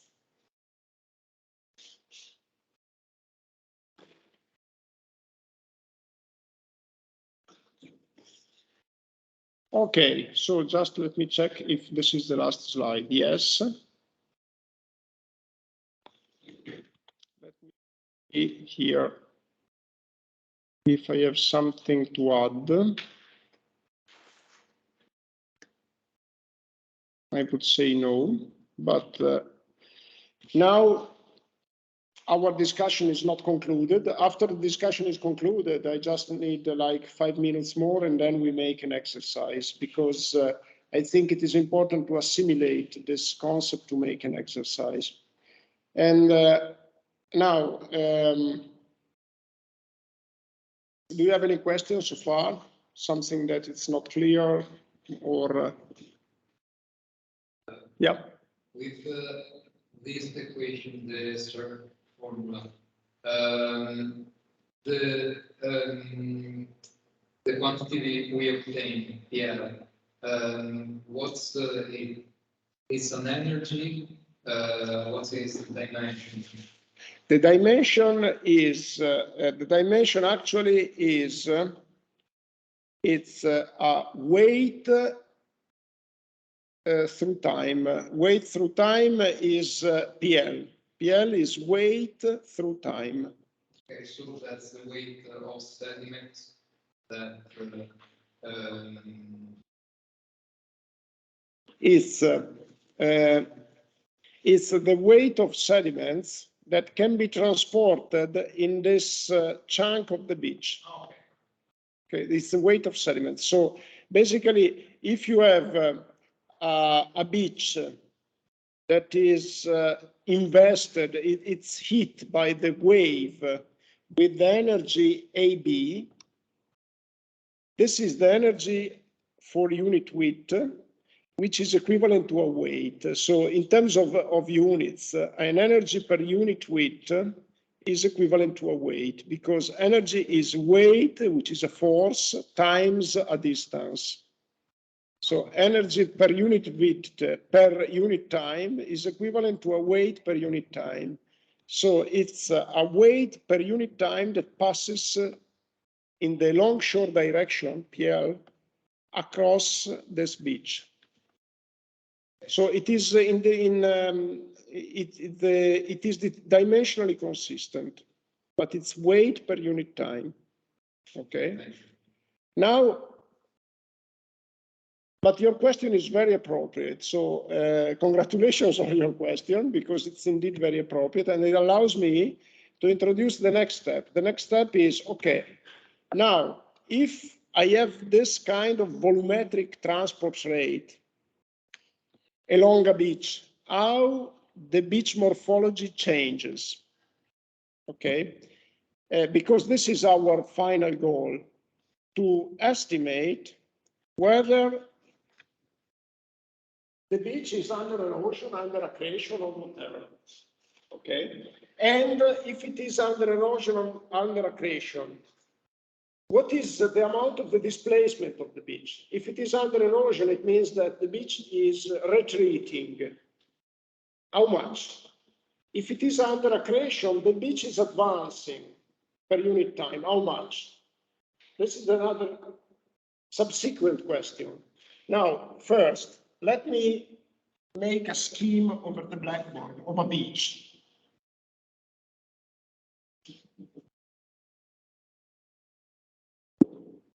So suppose that you have a beach. Let me make the coastline in black. Suppose that you have this coastline and a wave is coming. Okay, and this wave is not necessarily constant. It may change. So in order to describe the evolution of the beach, as I already mentioned, we decide to split the beach in chunks. Okay, and let me just move these chunks also inside the sea, okay, for a while, and we will see how long we move these chunks into the sea. Now, first, we apply the CRC formula and we estimate sediment transport rate here. Okay, and we apply the CRC formula into the first chunk. And we may assume that the transport rate is concentrated at the beginning of the chunk. When you work on a finite difference scheme, it's up to you to decide whether the variable that you estimate is located in the middle of the chunk, at the beginning or the end. In any case, you make a numerical approximation, because, of course, when you split in chunks, it's a finite difference scheme, and you estimate only one value that applies to the whole length of the chunk. So it's up to you to decide whether to concentrate it Okay, there are some different schemes suggesting different strategies, but let's suppose that we estimate the transport rate for this chunk and we assume that it's located here. Okay, perfect. And then we go to the next chunk. And let's suppose that the transport rate that we estimate is lower. So the arrow is shorter. Good. This means that some sediment is settled down here.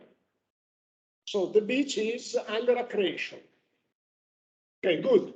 Now, let's go here. And let's suppose that here it's again strong.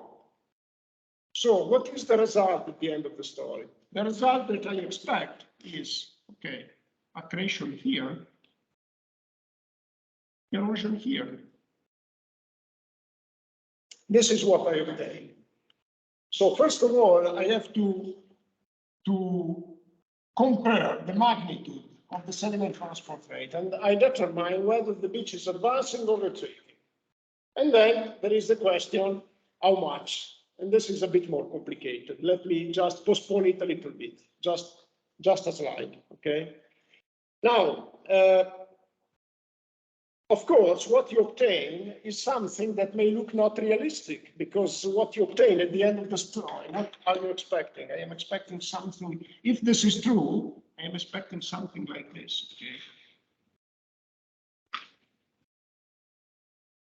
Something like this. So it's not a series of sudden changes, it's something that needs to be smoothed. And this is why when we split in chunks, the suggestion is try to make them very small. And otherwise, you can also smooth the results. And this is something that in numerical modeling, sometimes it is done. If you see that it is too, how to say, too varying, there is an English word, anyway, not smooth enough, you can smooth it. For instance, you may say, okay, at this level here, at the intersection, I take the average, like I did here, you see. I took more or less the average. And then another thing you have to consider. Let's suppose that we split the beach in 3 chunks, and you see my computation is finished here. So I cannot model the whole beach, because here I cannot make any computation if I don't put another chunk here. So when you make this simulation in practice, if you split the beach in 10 chunks, you can model the shape for 9 of them. It may be from the first to the last but one, or if you decided to concentrate your result at the end of the chunk, the result that you obtain is from the second to the last one. This is numerical approximation. Of course, if you split in very small chunks, it doesn't matter. If you don't cover the whole beach, but you cover 99.99% of it, you even don't notice that. When you plot the results, you don't see the difference. But if the chunks are very small, the computational requirements increase. And for these models, it's not a big issue unless you have to model like 2,000 kilometers of coastline, and then it becomes an issue. But there are other models, 3D models. This is a 2D model, if you 2 dimensions. If you model, for instance, climate, 3-dimensional models with a lot of variables, computational time requires, for instance, if you want to model the climate over Italy from up for 8 years in the future, 8 years at hourly time scale, 8 years, okay, let's say I have the number in my mind for 8 years at 5 minutes time scale. You need to go to Cineca and borrow computational capacity. And the amount of computational capacity for making this simulation may cost like 100,000 euros. It's an important, you cannot make such computations on a personal computer. So you have to seek a compromise between the numerical approximation and the computational requirements. There is another thing to say, you know, because you had some background for sure about the stability of numerical schemes. When you decrease the length of the chunks and you decrease the time interval, because there is also the time interval that matters when you make this computation. Of course, if you model every hour, the evolution every hour, the changes are much more limited than modeling the evolution every year. On the other hand, the computational capacity increases. So when you increase the resolution, it's called, the resolution, the spatial resolution and the time resolution, you have computational requirement increasing. And therefore you have to seek the optimum. And there is the issue of numerical stability. When the computations are millions, it may happen that the numerical error is explodes because it's summed up. So 1 million computation with a very small error, it may imply that at the end of the 1 million steps, you get an error that is like 2 million% of the variable. So also the numerical stability is important. Okay, so when we apply this. But let's go back to our question, how to model how much the beach advances and retreats. Keep in mind that we have an estimate of QL. QL is volumetric transport rate. What does it mean, rate? It means volumetric transport per unit time. Transport per unit time. Okay? So first of all, we have to multiply QL times delta T. Delta T is the time step. And then this is the volume of sediments. Volume of sediments.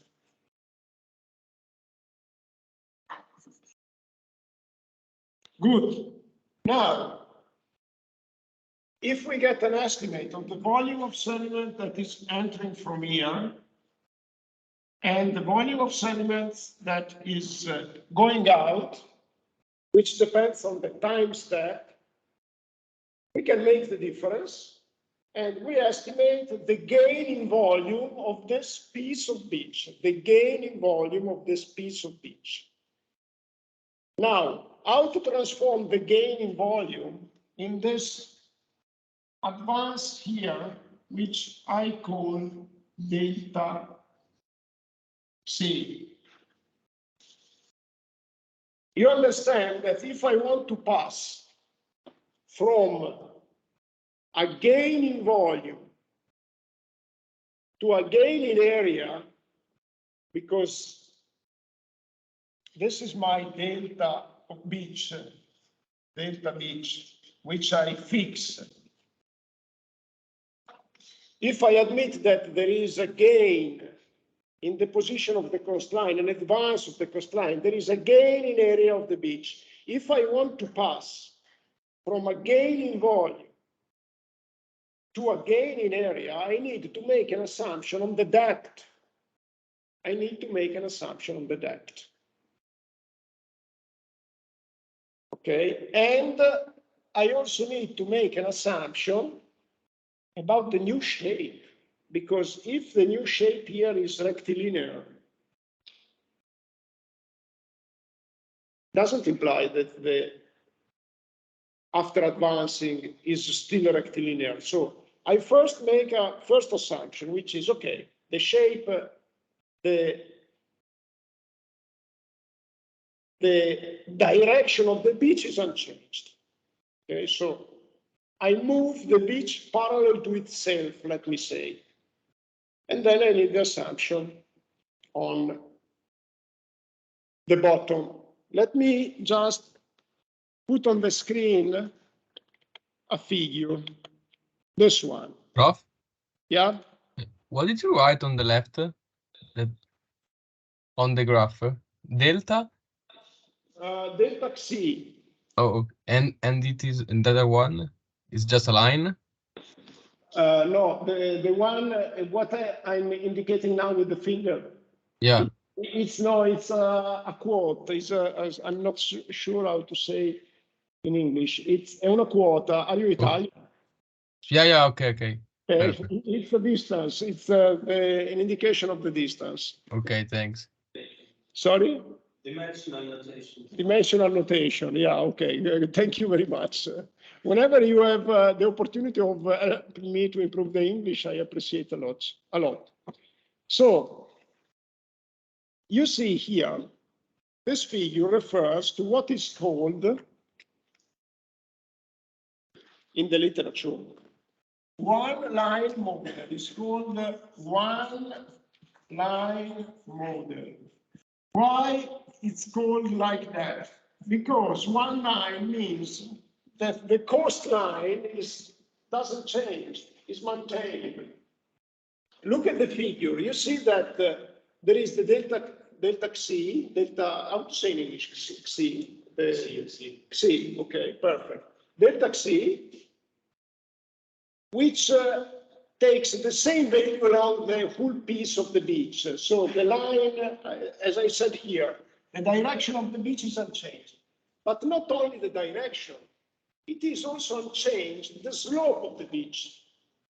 So it's very easy, if you know the volume, the yellow volume, it's very easy to estimate the delta xi because basically you fix the delta, what is called there delta y. So you fix the delta length of the beach, delta width of the beach, and you fix this closure depth of this figure parallelogram in English. So I take advantage of your native language. No, it's not mine. Sorry, it's not. Mine. Yeah, I just remembered from parallelogram.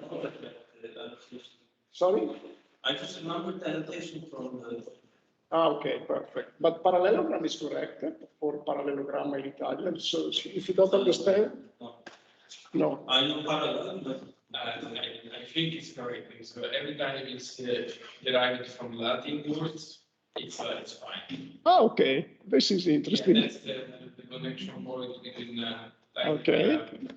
whenever a word derives from directly from Latin, it's fine because they just add the e, the final e sometimes. So. Okay, I see. Let me check parallelogram. I'm not sure. Let's see. Parallelogram, yes, parallelogram. And you see the kind of figure. It's okay. It's no more there. Parallelogram. Okay, so basically, in this case, if you take the delta volume entering minus what's going out, you divide it by delta y and the closure depth, then you obtain the delta xi. Right. So this is the one line model. No matter how you estimate what is called here Q in and Q out. It can be with the CRC formula, it can be with another formula. The one line model is the simplest morphodynamic model for a beach that you can use.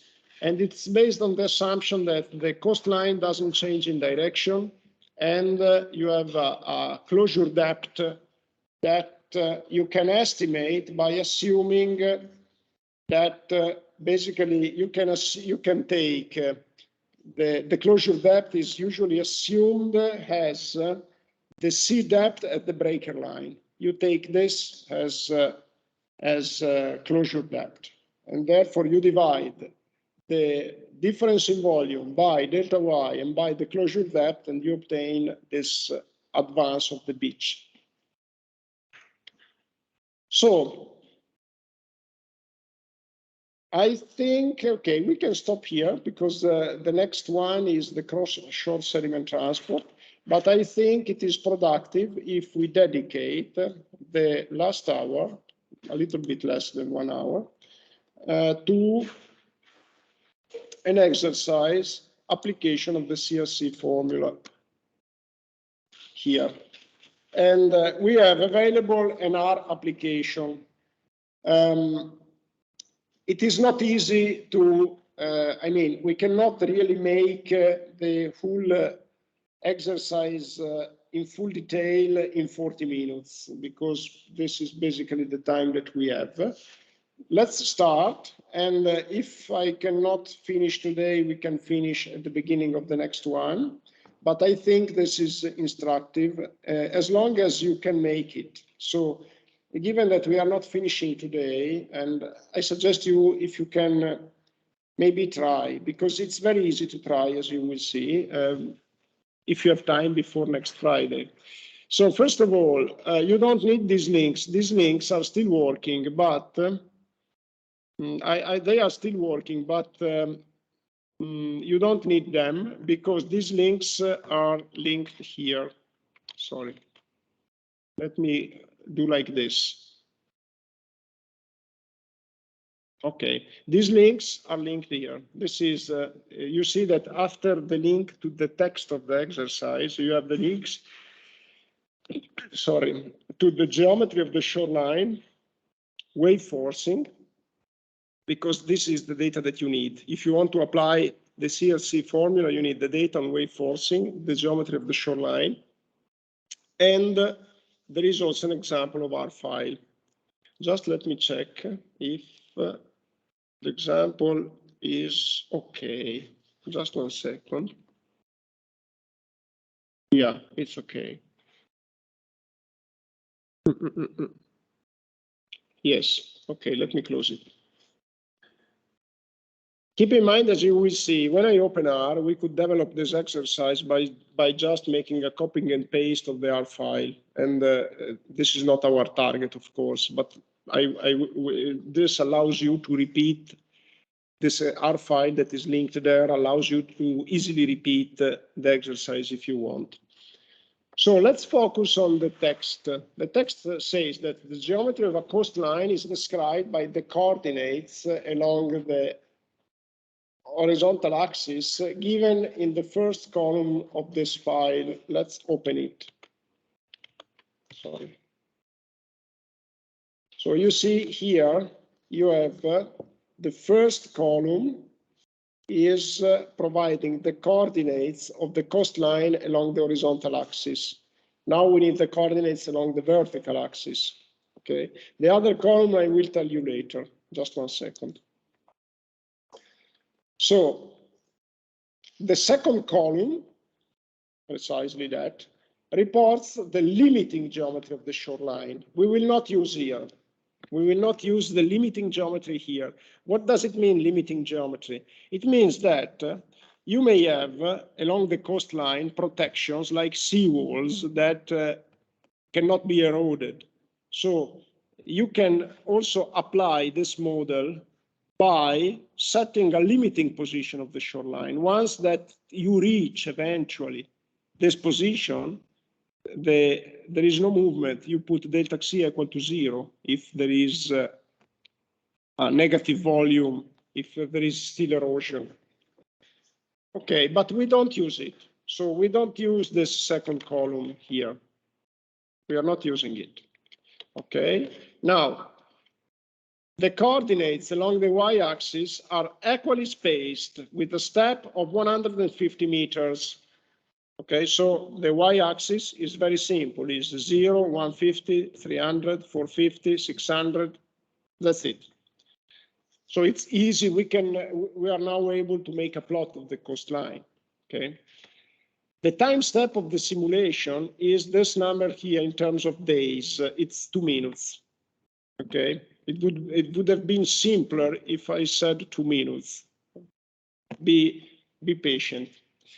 In fact, in the R file, there is 120 seconds. The beach is subjected to a wave forcing that is described in this file. Note this file, let me click on it. Sorry. Let me click on this wave forcing file. This is taken, you see, it's a file that reports the spatial step along the vertical axis, 150. the time step in seconds, 120, and the number of simulation time step, 1000, which means that I'm making the simulation for a total time of 2000 minutes, which is less than 1 day, correct? Yes, because 1 day is actually 60 times 24. So 24, 10, well, it's about 1 day, okay? Maybe a little bit more than 1 day. And these are the wave forcing data. Let's read on the text what each column describes. Okay, the first 3 rows of the file report the spatial step along the y-axis, the time step, and the length of the simulation in terms of time steps. The following 5 column report the position of the wave breaker line, not required for performing the simulation, because the CRC formula doesn't take into account the distance from the beach to the breaker line. Okay. Why then I put this column there? Because this data file was taken by a real website reporting wave weather for the United States, I think. And so I went there and I took the numbers. That's it. The second column is the wave height at the breaker line. We need this. The third column is the wavelength at the breaker line. We don't need this, I think. No, we don't need this. And the fourth column instead provides an information that we need, the sea bottom depth at the breaker line. And we need it because you may remember that for estimating the wave velocity, we need this depth. And then the wave direction is in the fifth column.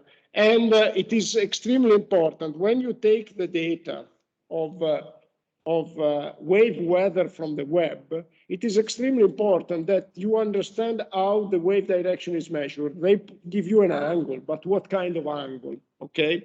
So here, what I specify is that it's the wave angle with respect to the y-axis, meaning that the wave angle is equal to pi, 150 degrees, when waves are directed along the y-axis and oriented towards increasing y's, okay? And we indicate with alpha 2 the angle between wave and coastline. Let's look a figure here. So this is our coastline. This is our horizontal axis, and this is the vertical axis. Let's suppose that this is the wave direction. The wave angle given in the file is alpha, okay? If you want to compute alpha 2, which is actually the angle that is needed in the CERC formula, you have to make a trigonometric transformation by noticing that alpha is replicated here, while the angle here is alpha 1, and alpha 1 may be computed because it's replicated here by knowing the y and the x. The y is constant, the x is simply the difference of the coordinates. So by using the coordinates of the beach, I can compute alpha 1. And alpha 1 allows me to compute alpha 2, which is alpha minus alpha 1. These steps are very simple to make, but it is very easy to make mistakes when you make the trigonometric computations. So this is why I put a figure, and this is why I recommend the max care when you download weather data, wave weather data. Pay attention to what is the angle, how it is defined, because in different websites you find, in different observatories, you find different conventions. Somebody, they measure with respect to the direction of the north, irrespective of the direction of the coastline. Some website instead adopt another reference. Most of the time you will see the north as angle with the north, but pay attention. And when you make these computations, which you need because the CRC formula wants the angle between the wave and the coastline, when you make these computations, pay much attention. It is not easy. I mean, it is easy, but it's also easy to make mistakes. Okay, you see the figure here, it's easy. I mean, also computation of alpha 1 when you know the y and x, it's easy. What I do in the exercise is also to smooth the shape of the coastline, because otherwise the results are unstable. So you will see in the R file that I introduce some smoothing. Are you following what I'm saying? Everything is okay. Now we are ready to start because we have the data and we have every information that we need. So let's take R and let's try to move forward. Starting from the simple thing, for instance, plotting the coastline. The first thing that we need to do is to upload the data, which is not really a stupid thing to do. We need to pay a bit of attention on it. But the first thing, the real first thing that we need to do is to start R. Just 1 second, because I need to go out from the presentation mode here and then R.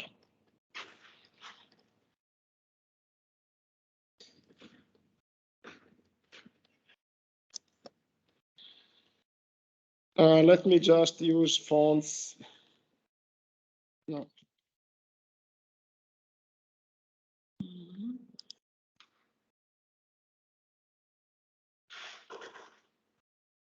Okay, good.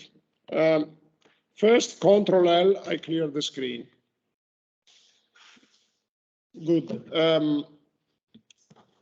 One recommendation before we start. You will be able to find commercial softwares applying these models and even more complicated models. So, I mean, strictly speaking, you don't need to make a code like we are doing now for making this exercise. So you may say something, you may think something like, why are we doing this? Because there are these commercial softwares. And in fact, this is also my recommendation. When you have a task to perform, before writing a code, unless it's really very simple, make sure that you don't have good alternatives, first in the public domain. And I made this check. Before writing this code in R, I made a check of whether the CRC formula in the public domain was available. Actually, I couldn't find anything up to 3-4 years ago. Maybe that if you try now, you try something, you may find something. So first look at the public domain if something is already available, and then also look at the shop of the commercial softwares. By considering some basic things, if you find something in the public domain, it's better because it's free. On the other hand, make sure of the references of what you find. A commercial software in general is more used. In general, there are exceptions, but maybe that it's more used. In any case, look at the statistics on the number of users in some way. For instance, you don't need to look at the statistics of Excel. You know that millions, billions of people are using it. Still, Excel, there are some bugs. If you want to make a search in bugs Excel in Google, up to 5-6 years ago, there were some very interesting examples of computations that were made wrong by Excel. But indeed, if a software is much used, it is much tested, it's more reliable. So just try to take some statistics on usage, try to take references, because if you make a mistake, you cannot say in front of the court that it was the fault of the software. It's your fault, and you cannot waive your responsibility to a software. You can waive your responsibility to a physical person, but not to a software. So just make sure that what you use is reliable. And there is a second way to test reliability of a result, which I already mentioned to you, is to gain an expectation of how the results may look like. And in order to do that, you have to know the theory. And this is why we make this experience of writing a code, because to write a code, you really need to understand the theory. Otherwise, you cannot write it.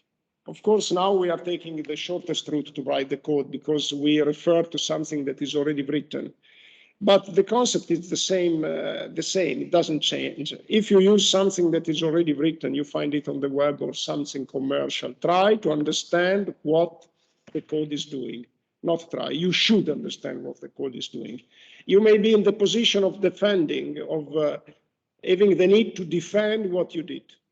So how can you defend a software if you don't know what's doing? For instance, commercial softwares very often give you warnings if if they are in doubt. If the computation in a way was not successful, they give you a warning. So try to look at the warning, if any. But now, in our case, let's try to start with R. And let me open, in order to do that, the code which I am proposing here. Okay. Now, first of all, I need to define some variables which are not given by the exercise because they are physical variables whose value I know, like the sediment's mass density. So let's define in R the sediment's mass density. Let's suppose that it's not given by the exercise, but we are talking about sand or gravel. This mass density is about 2,600, 2,600 kilograms per cubic meter. So let's define it in R. How to define it in R? Simple, very simple.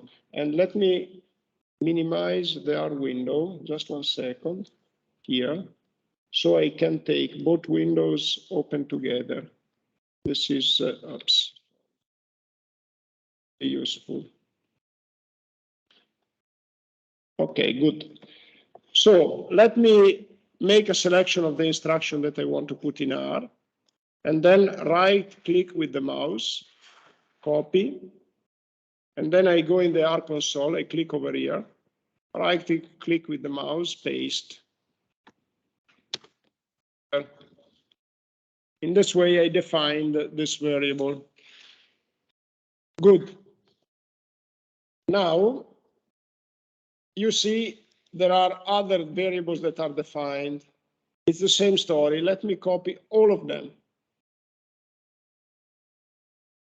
When you see an hashtag, it's a comment, so you can copy it. So copy all of them. I click over the R console, paste. Everything is fine here. In fact, if you make a list of the variable now, ls, you get everything I defined so far. You see? Perfect. So let's see. Here there are some variables actually I defined, but are not really needed. So let's look at what I defined.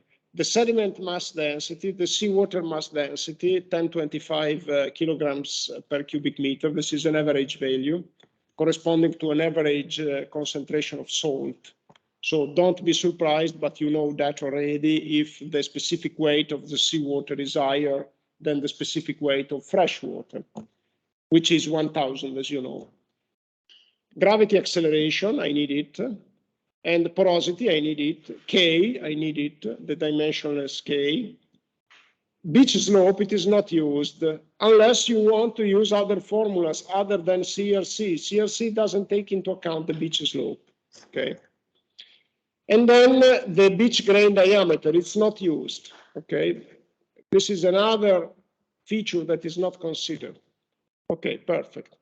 Now let me define the time step equal to 0, t equal to 0. This t is the time step. To be updated, I need to make 1,000 simulation, each with a time step of 120 seconds. So t is now 0. After the first time step, t will be 120. After the second, 240, so forth.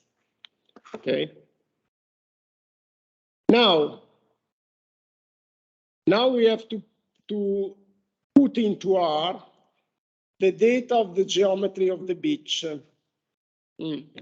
Now we have to open a parenthesis. How to put data into R through a file, because geometry of the beach, let me go back to the web page.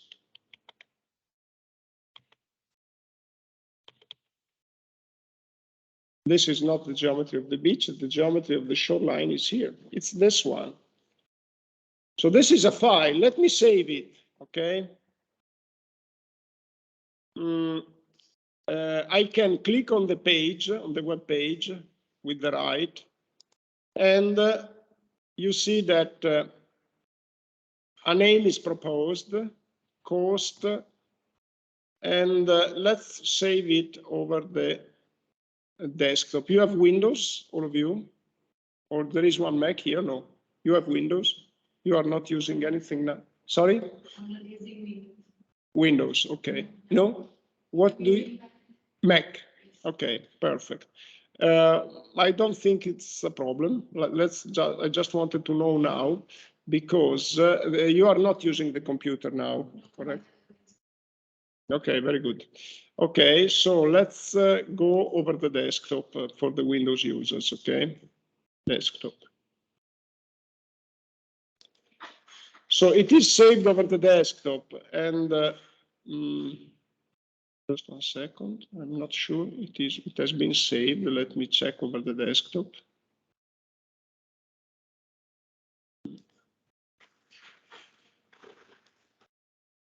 No, it's not saved. I made a mistake somewhere. Save page, okay, desktop, cost, save. Okay, good. I just want to check whether the extension is still txt or not. Let me just check. If I double click over the file, yes, I think it is.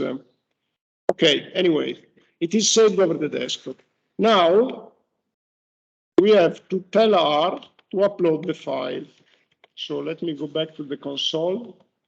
It is here, good.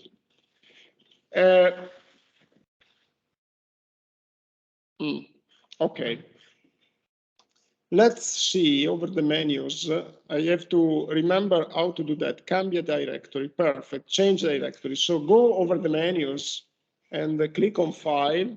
In Mac, you have to check if there is a menu that allows you to change the directory directly. Otherwise, I'll tell you another way of making this change. So basically, we have to tell R to work over the desktop, which means that R files are saved in the desktop, which means that R gets any input file from the desktop. So File, Change Directory, Desktop, Select Directory. Good. Now we are over the desktop. Perfect. What is the instruction for uploading the file, the input file? Let me go back here. It's this one. Look, basically, I assign the content of the file to a variable, which, given that the file contains multiple numbers, will become a vector. Let me copy it and paste it here. Paste. Before, okay, let me try to press return and let's see if it works. Yes, it works. Read 40 items. Good. Now, how to make this change without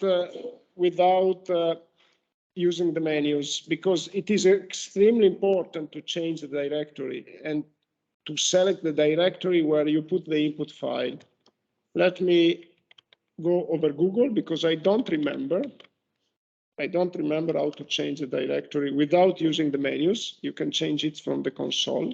So let me search over Google so we can get trained also to change directory R project.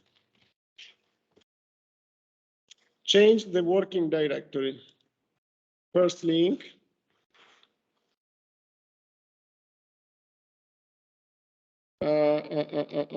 Changing. Set VD. Let's click here. It's set VD, name of the directory. So let's try it just to get trained. Set VD. And then we need to give it the path of the directory. First, the path is a character variable, and so let's open a double comma. The path, how to find the path of the desktop. And I think we can use the same technique in Mac. Okay, let me go to File Manager here. Let me go to the desktop, this PC desktop. And I right click over desktop and I click on properties. You see the path here? C users Alberto Montanari. Okay, good. Now what I can do is to try this path into R. So here I can write C.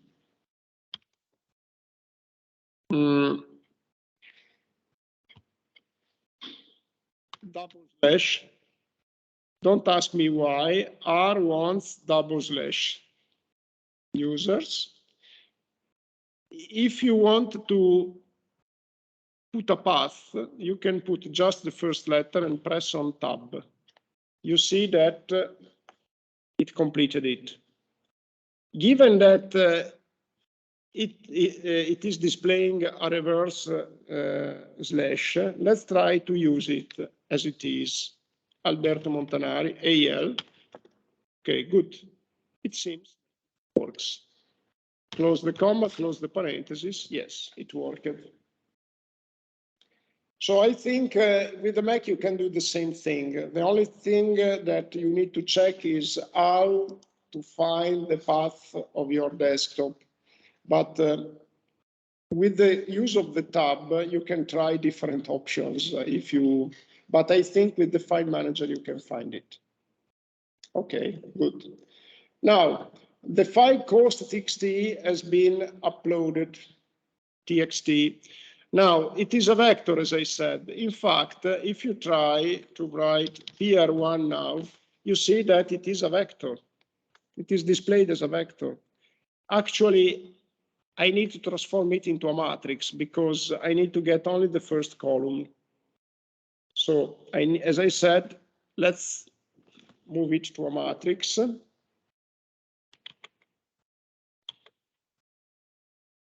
And this is the instruction.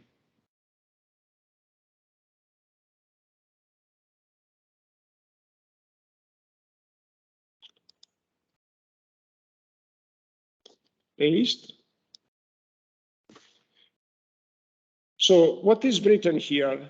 I told R to create an array, a matrix, called PR1 by using the numbers contained in the vector PR1, which means that I am overwriting the vector with the matrix. And I also told R to use the dimension 220. So let's clear the screen now and try to write PR1. Let's try to visualize PR1, 1 comma, the first column of the matrix. This is the first column. Let's check over the web if this corresponds to what I am expecting. You see the first column, 426, 429. Let's go back into R, 426, 421, 29. Correct. These are the x coordinates of the coastline. Good. Now,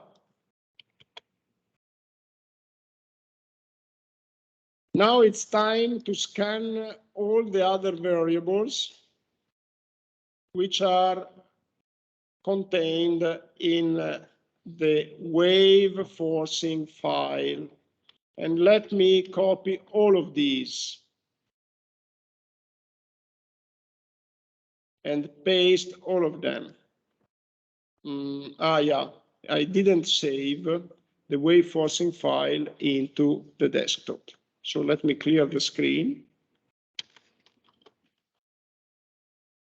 And let me go back here. And then I click on with the right on the wave forcing file and save destination with name. Let's see, here we are, desktop. Okay, now I saved it in the desktop. I can go back here.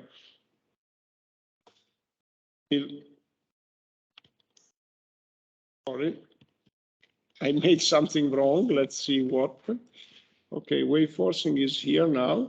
Okay, so let's make one instruction only to check what's going on.